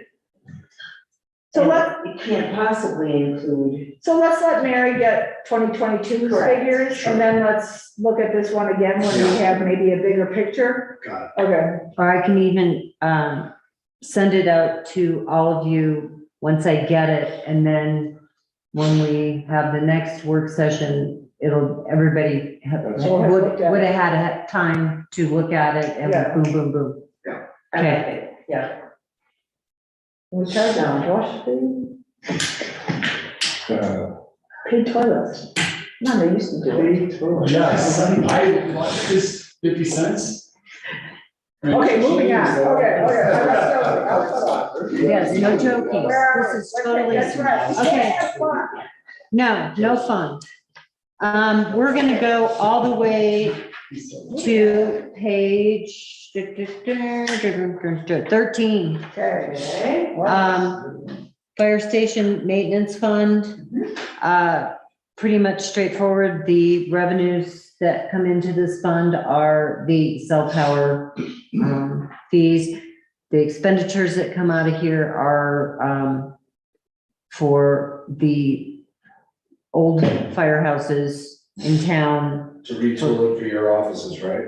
No, This is a firehouse, right? So the money comes from this. some comes out, not so much out of this fund for this one, just because it serves as town hall and we have maintenance. But you guys are doing painting on the other ones and stuff. Yeah, painting for the other ones, the water and sewer bill for, the only other one for Alpine Hose, yeah. Telephone over at Alpine Hose because they have an alarm system. Yeah. And gas and electricity for Alpine. It's mostly Alpine Hose that's coming out of here. This is So, a museum or something. yeah. Is this the account that funds the interpretation and all that, when HDI sends you the, Oh, yeah, Does the that come out of here? contribution that comes out of there okay. as well. So, which if you'll be so kind as Yeah, to, I'll thank you. So any questions on that? We can just roll right along. Let's roll. Okay. Historic Structure Preservation Fund, it's, Next one. page 14. Oh, Revenues are from sales tax. It's an annual contribution of 10,000 a year.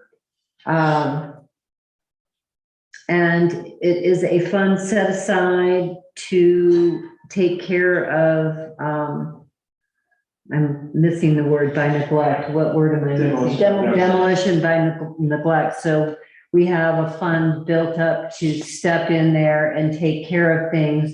And then we can put treasurer's liens on the property for the owners if they're not complying. Questions, comments? Next is Conservation Trust Fund. Revenues are state lottery funds. Expenditures, we have been in the past saving up in case we needed a grant match or something. We needed some extra money this year for, in 2023 for this Strauss Park rehab project. They did budget 30,000. We will spend the entire 30,000 this year, and it kind of was a blessing in disguise because the CDOT grant, they did not want to cover the fire pit. So this 30,000 is all encompassing the fire pit. Perfect. I don't have any expenditures for next year. We'll start building it up again. Can we skip this one? Yeah, okay. Town promotions fund. As I said, we've got a couple options. I mean, Mary and I and business promotions initially have gone over this and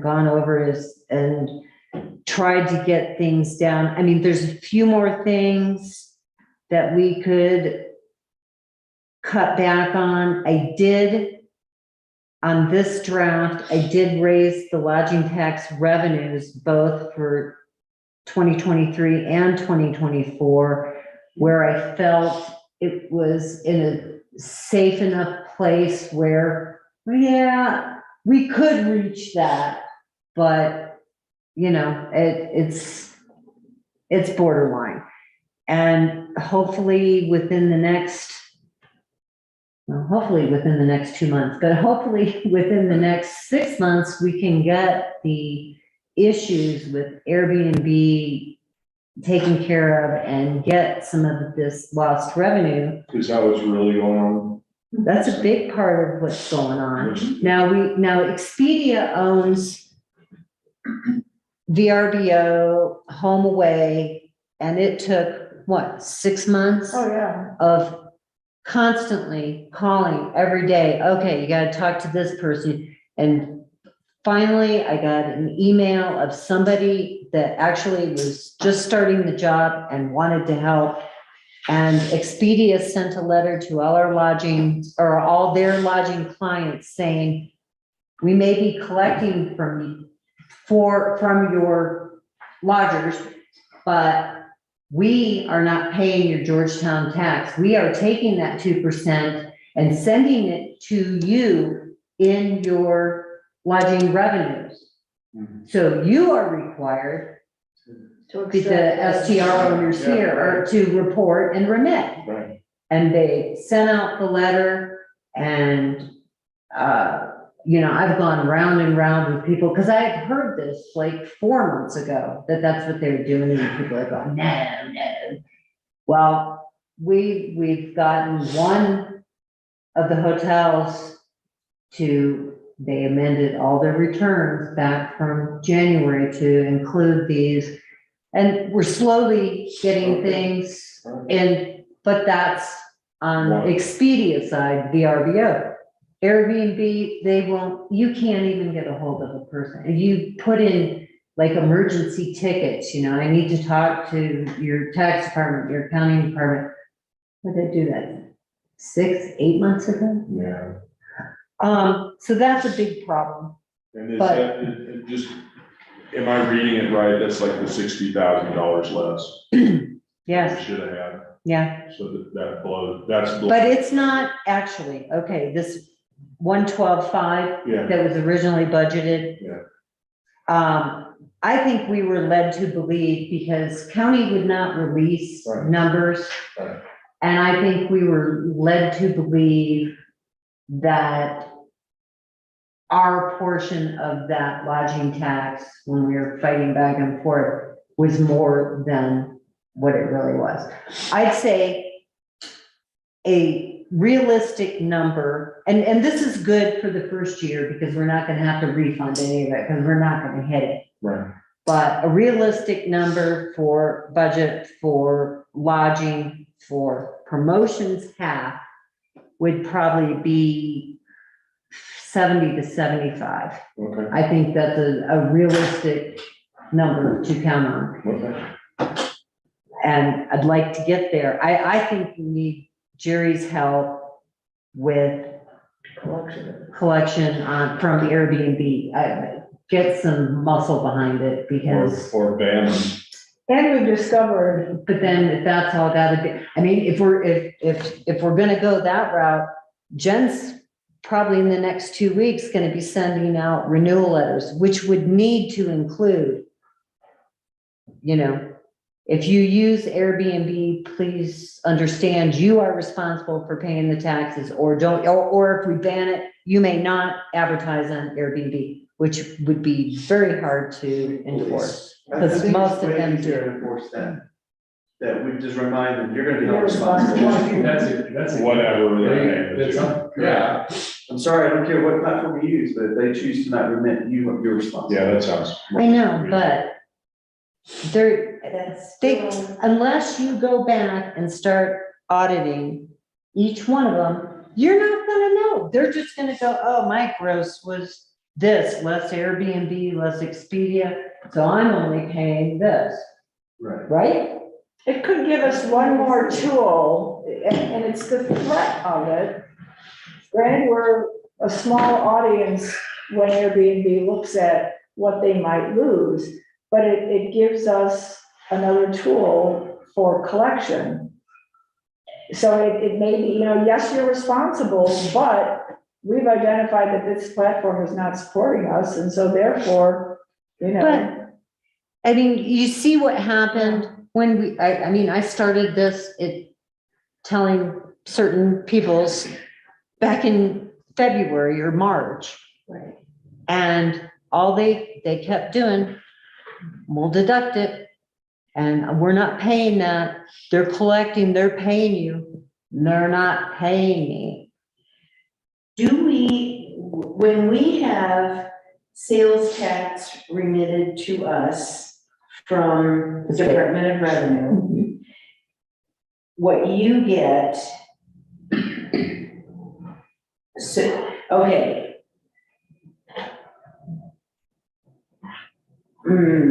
So what I've heard you say though, when it's Airbnb and VRBO, it's not by individual, operator, it's in one. Oh, here, Airbnb, we're giving you this much. Okay. So they can cheat the system so easily. Sure.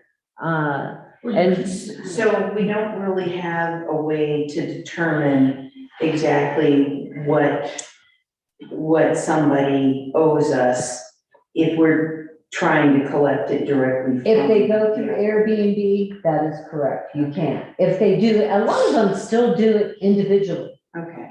And there I can check, and I have cross-checked those and called people out on them. So, Okay. it's just odd to me though, that this isn't a little amount of money, it's amazing to me that, how do you not get the IRS involved if they're cheating the system? I mean, any one of us the personally. IRS doesn't care if they're cheating poor little Georgetown. But it's still a lot of money though that is getting lost. Well, but the state also, and you can explain this better than I, the state had some kind of agreement with like Airbnb or whomever Yeah, I think to you meant- share that again, just so that. This has been, I'd say, 5 or 6 years back, had a written agreement saying that they did not have to report individually, they could do it in one lump sum. And then when that agreement started to get close to expiration, where they had to contract again, the state, and I know Airbnb kind of went at it because they said, we want to see the detail. And they go, no, we're not giving you that. And I haven't talked to her probably in 3 months now, Luann, but they were battling it out because they said, no, we don't have to do that. We don't have to turn over our records. Pretty much saying, no, you're not going to audit us. I mean, I think the state kind of regrets getting into that initial, and that's the impression I was getting. That, because it's, they're kind of calling the shot. I wonder how many other states, and this goes far beyond our budget, but I wonder how many other states are in the same predicament with Airbnb and with the growth that nationwide, international, short-term rentals has over the last 5-6 years or so. Yeah. If everybody, but, it's like Colorado deal, Department of Revenue isn't gonna bother to call up Kansas and say, hey, do you have this problem? Because they're just too busy trying to handle their own stuff. But I wonder if it is a nationwide problem that, They're making, yeah, I mean, they're getting away, they're skimming off tons of money. yeah. What about looking like this? Okay, hey, you spend an incredible amount of time on this already.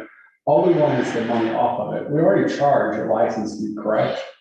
Or if you're gonna use VRBO. Yeah. And if it's 90% of the people not wanting to pay, then let's just up that. Just this up the permit fee per year, the license fee per year. We can make it whatever we want. I Okay, mean, first of all, you've got short-term rental license, Right, or you've got a business license if you're a commercial hotel. right, The Well, lodging we don't- registration license that you get is a one-time thing. right. So Joe Blow that rents his house out 6 months out of the year and comes up and skis the other 6. Right. His revenues are going to be a lot less than, say, Mike hotels. Or, I mean, how do you raise it to be not just hitting the little guy? Do we look at it from the standpoint of we're charging the license, the short-term rental license even, just to stick with them for the moment? Yeah. If they're using this platform, this is their license fee. Yeah, If they're using this platform, this is their license fee. it's legit because we have issues with it. Yeah. Because they're not paying. And make it prohibitive from the client standpoint, the homeowner, basically, to say, well, crap, I'm not gonna spend an extra $5,000 or whatever we estimate, Yeah. to Airbnb to list you as on your platform. I'm gonna use VRBO or, whoever. Or just it is. advertising myself. Well, yeah, It's just whatever. an amazing amount of time that the town spends when I'm sure Mary would love to be doing other stuff or more important stuff. And Oh, try to collect from people. No, I mean, Mary and it's a I problem, both have Yeah. been tearing our hair out, Well, and it's a shame too if other people have to suffer for it, but this is one of those things again, it's like, why do we, we have a police force, well, how many officers do we need? It costs a certain amount, no matter how many tickets they write, how many people break the rules. This is crazy on how much we talk about this, when we just can't get these people to pay. Well, I think the original, that letter that I sent out. Yeah. I think a harsher letter, and then I'll stop and we can go through the rest of this. A harsher letter needs to go out with the renewals for short-term rentals and spelling it out. If you have this platform, we have confirmed this, put a copy of that Expedia letter in there. If you have Airbnb, they have not paid a dime. If you have been deducting your Airbnb bookings from your reporting, you need to amend this whole last year. And And then start doing audits. well, yeah, Maybe get a strong letter written from Jerry, from the legal standpoint of what we can threaten them with, Okay. One more thing. Okay, I'm just looking for a break because Deanne's had her hand up for a while. Oh. Is whipping back and forth here around the table, so. When you threaten with, say, look, if this is too much of an issue, we're just not gonna allow VRBOs. Look at the process that you started from one extent when you could just, anybody can do it. That's not gonna help. No. Business promotions? So, Okay. go ahead, Deanne. If we've got a yearly fee that they have to do to get their permits re-upped, why don't we call it a late fee? Because we haven't received the 2%, and levy it against the people so that they have to pay it in order to get their permit for this year.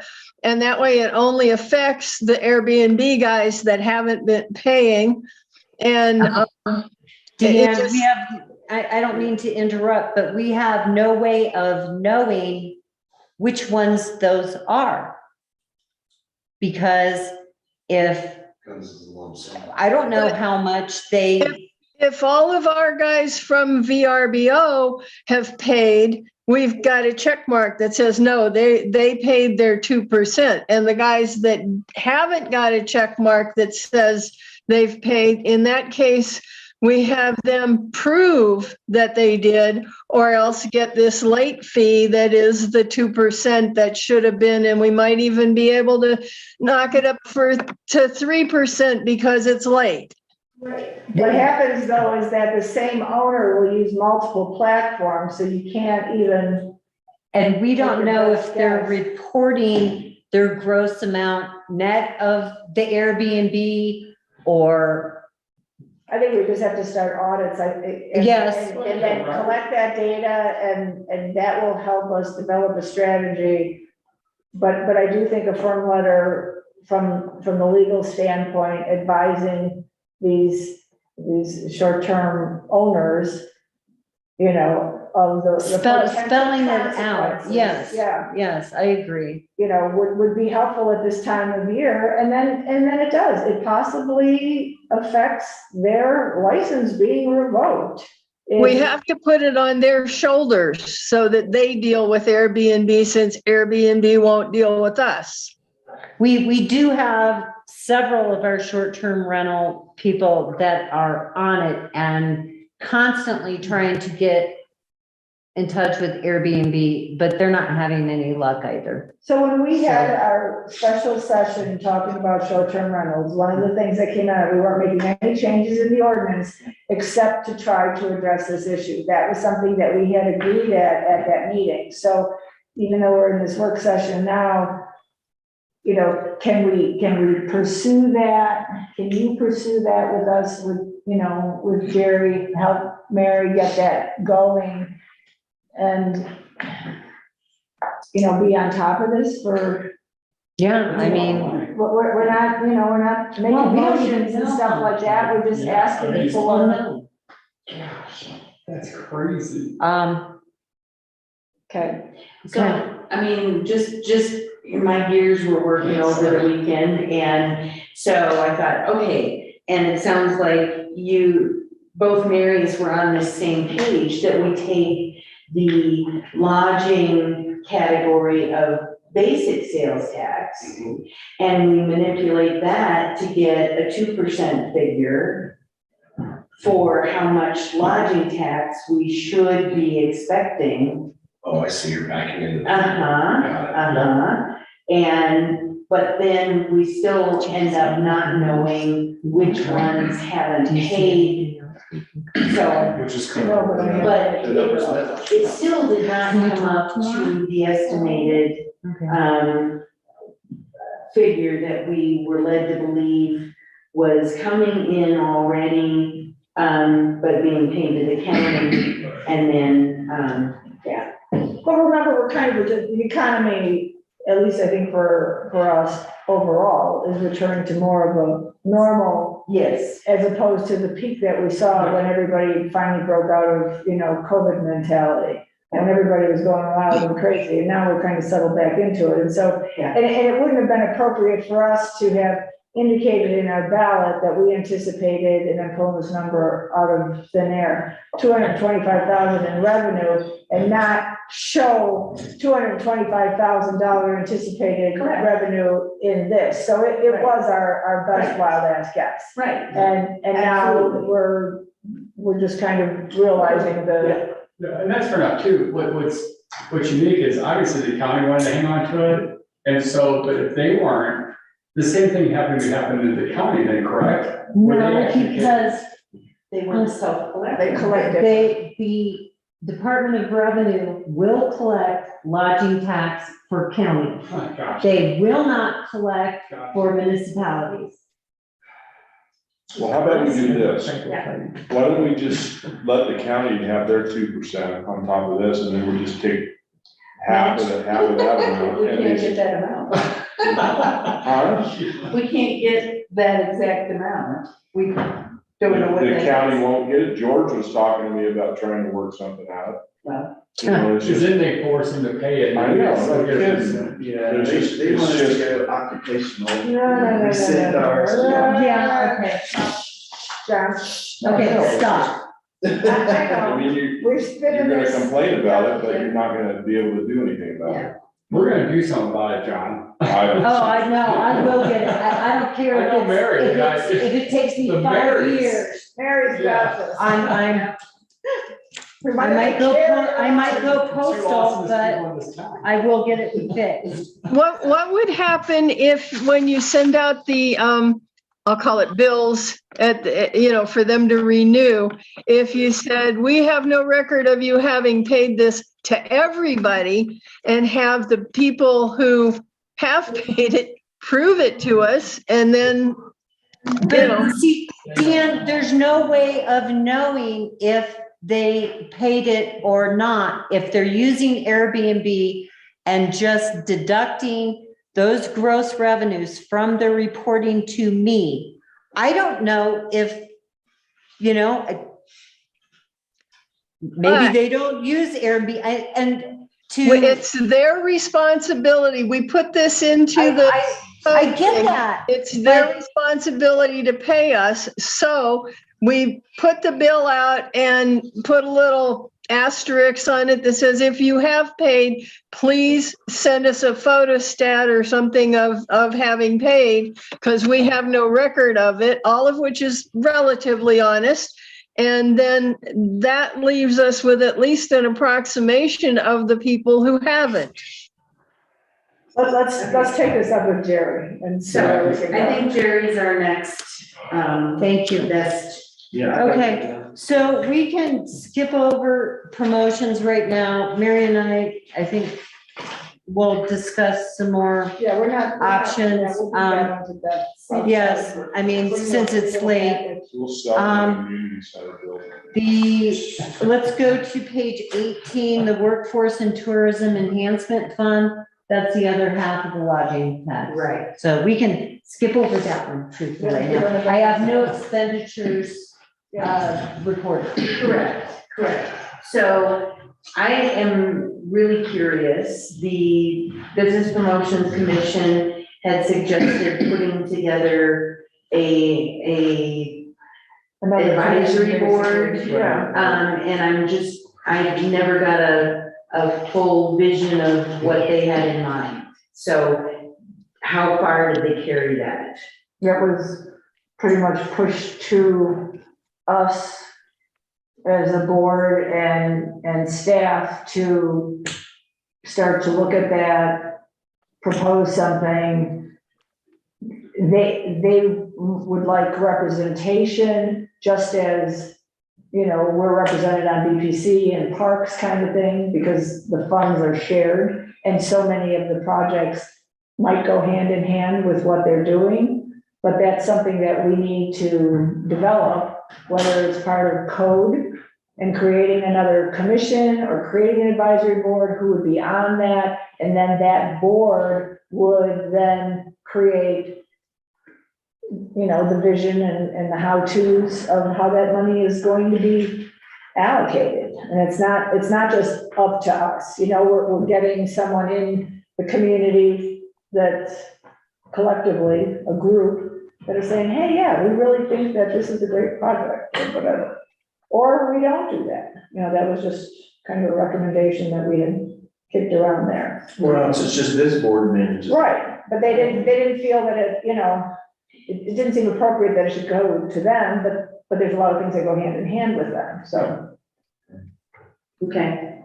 I just wasn't clear on how far out they had thought it through and what other recommendations they might have. I can dig up a summary that was put in front of BPC to make the recommendation that came back to the board or to us to say, or and staff to say, you do it. So, and we can look at that. Okay. For now, the fund's just building up, Yeah, so Slowly. slower than we want. okay, That's all right, yeah, it's building. So page 19, sales tax capital improvement fund. As the memo said, I put the 2 police vehicles in here and took out anything that I had for new police vehicles in 2024. The other thing that I did add in here is the rock mitigation that will be shared with History Colorado. And I put that for 2023 as well.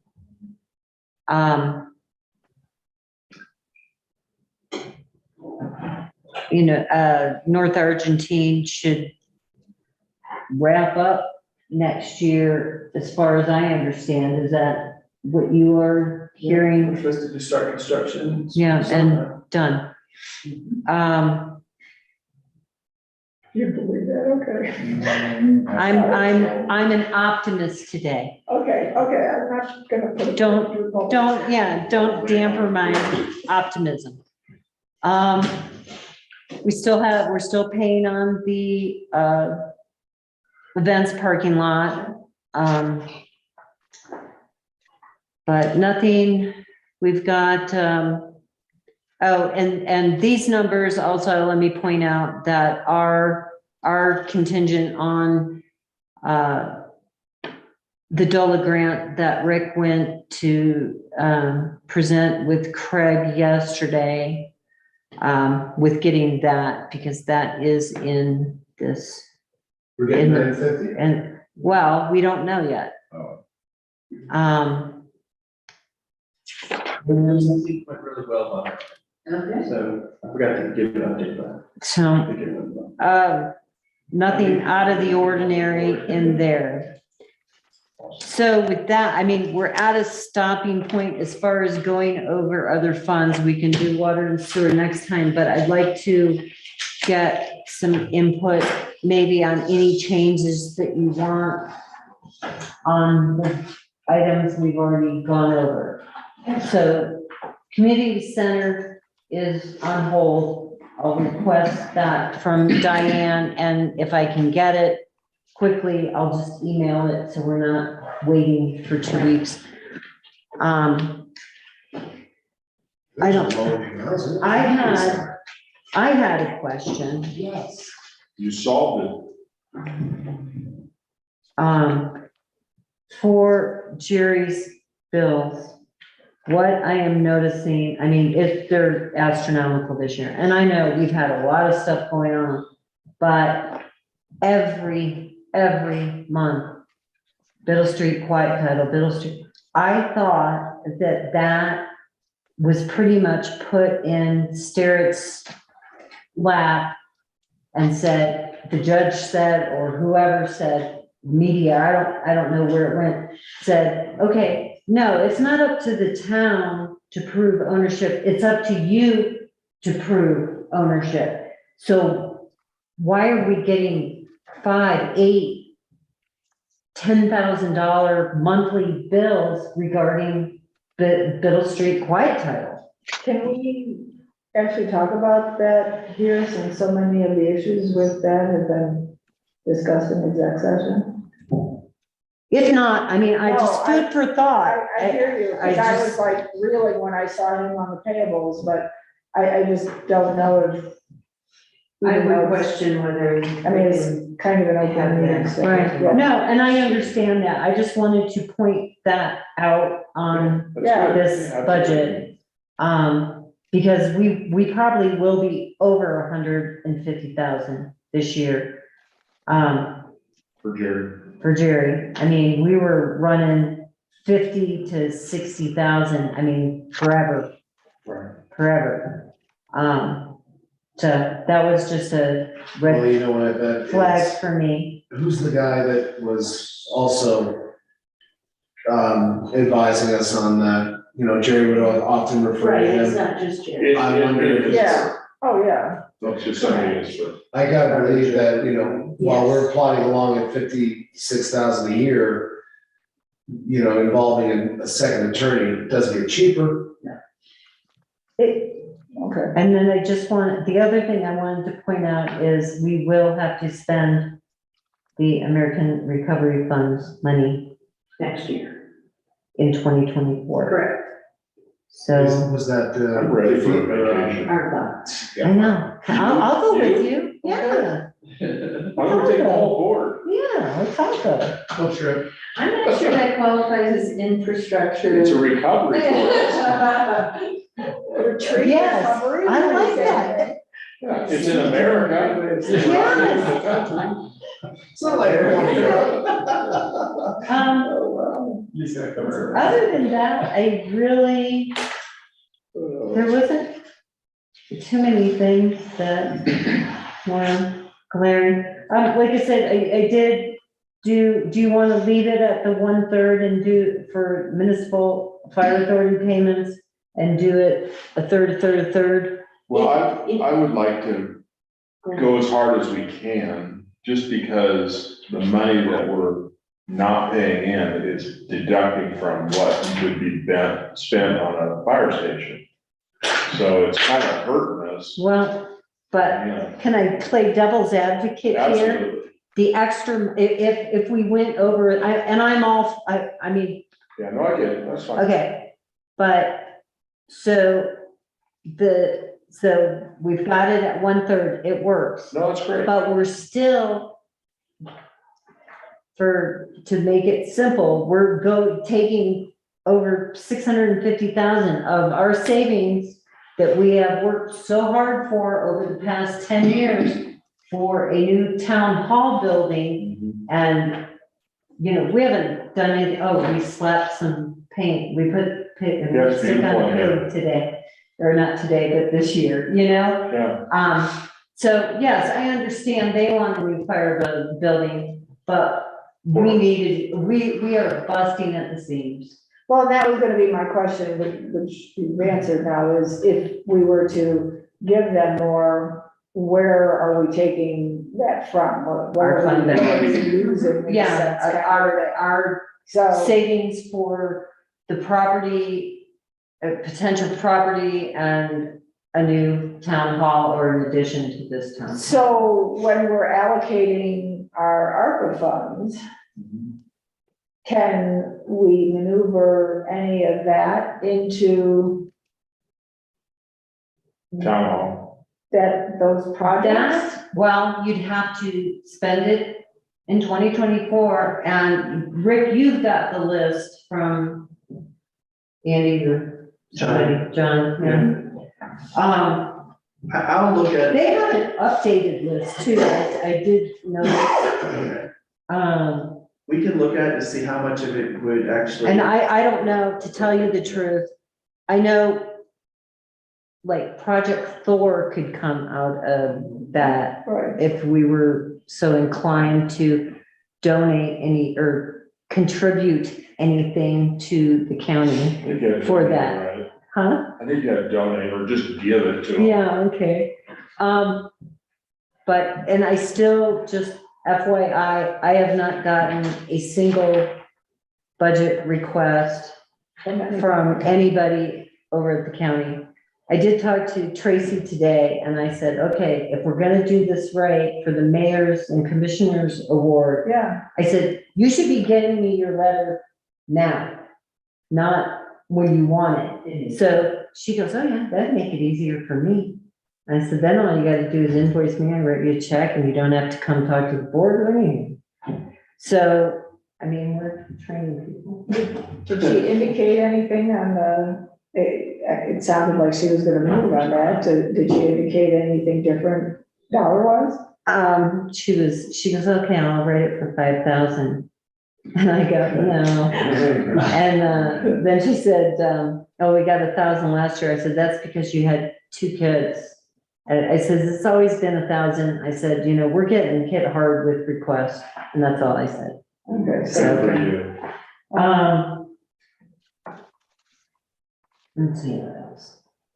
Oh, and thanks for your question on the liability insurance, because the paper that Rick gave me was probably 10,000-12,000 more a year. And it's not just just that, that. no, I mean, it's across the board. But so what's the length that we would anticipate that, I mean, if everything else remained the same, do we get back to, do we come to a point where we've paid our?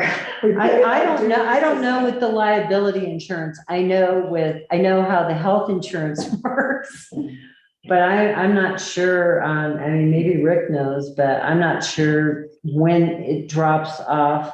I think you're like, for liability on your house and stuff, isn't it 5 years? Well, that's what I was gonna say, is like after Yeah, 5 when does a years, claim like that drop? yeah, do they reevaluate us? Probably or- like 25 years. Oh, come on. Well, I Really? when I worked for State Farm, it was 3 years. You had to wait 3 years before you saw, you know, That claim. That kind of claim, that like- claim disappeared. like a new roof. You had to wait 3 years before that finally So, fell. I mean, we're talking, yeah, but we're talking, I know. Dwayne said we're talking something much higher. I've Yeah. never seen it come off for my roof, for my house. Really? When it's been 15 years, it never went down. No, well, that's true. Yeah. That's true. That's it. Mine hasn't It either. just kept It's gone up that claim and at up. 12,000, or Yeah. it just increased to 12? I mean, we were paying 3 or 4, right? I mean, so the actual increase was, 12,000, About 12, okay. yeah, overall, Okay. but across the board, water, sewer, everything. I Right. mean, I just, yeah, so, yeah, no, but that's still significant. And what I was told at one of these other meetings, that's across the board for municipalities. Right. So it just wasn't Georgetown hit. Oh, it's Everybody like got it. everybody. Yeah, but I bet you everybody didn't get hit 12G.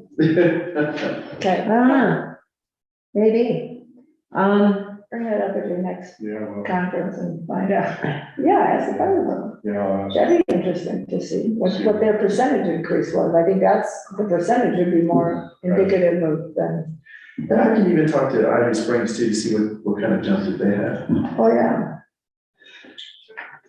Can't think of anything else that was glaring. If you guys don't have anything that you would request a change on, then I will start going with this and getting graphs and stuff together. And then we'll do water and sewer next time. Yay! Okay, That'll be on the 14th. Yes. And so then, nothing special. We're just back to our regulars, right? Yeah, that's a good one. I like that. Yeah, and then we'll have the public hearing on the 28th. And then we'll have to have a special meeting that first week in December to adopt. Okay. Yay. Yay. Anything else from the folks on screen? Thank you so much. Thanks, everybody. Thank you. I don't mean to run off, but I'm hungry and I haven't had time. Good night. Is what you're telling us. Well, no, I'm not angry. You kept me here until like Wednesday, then I'd be angry. Okay, bye, Rick. More hours. Hope you're feeling better.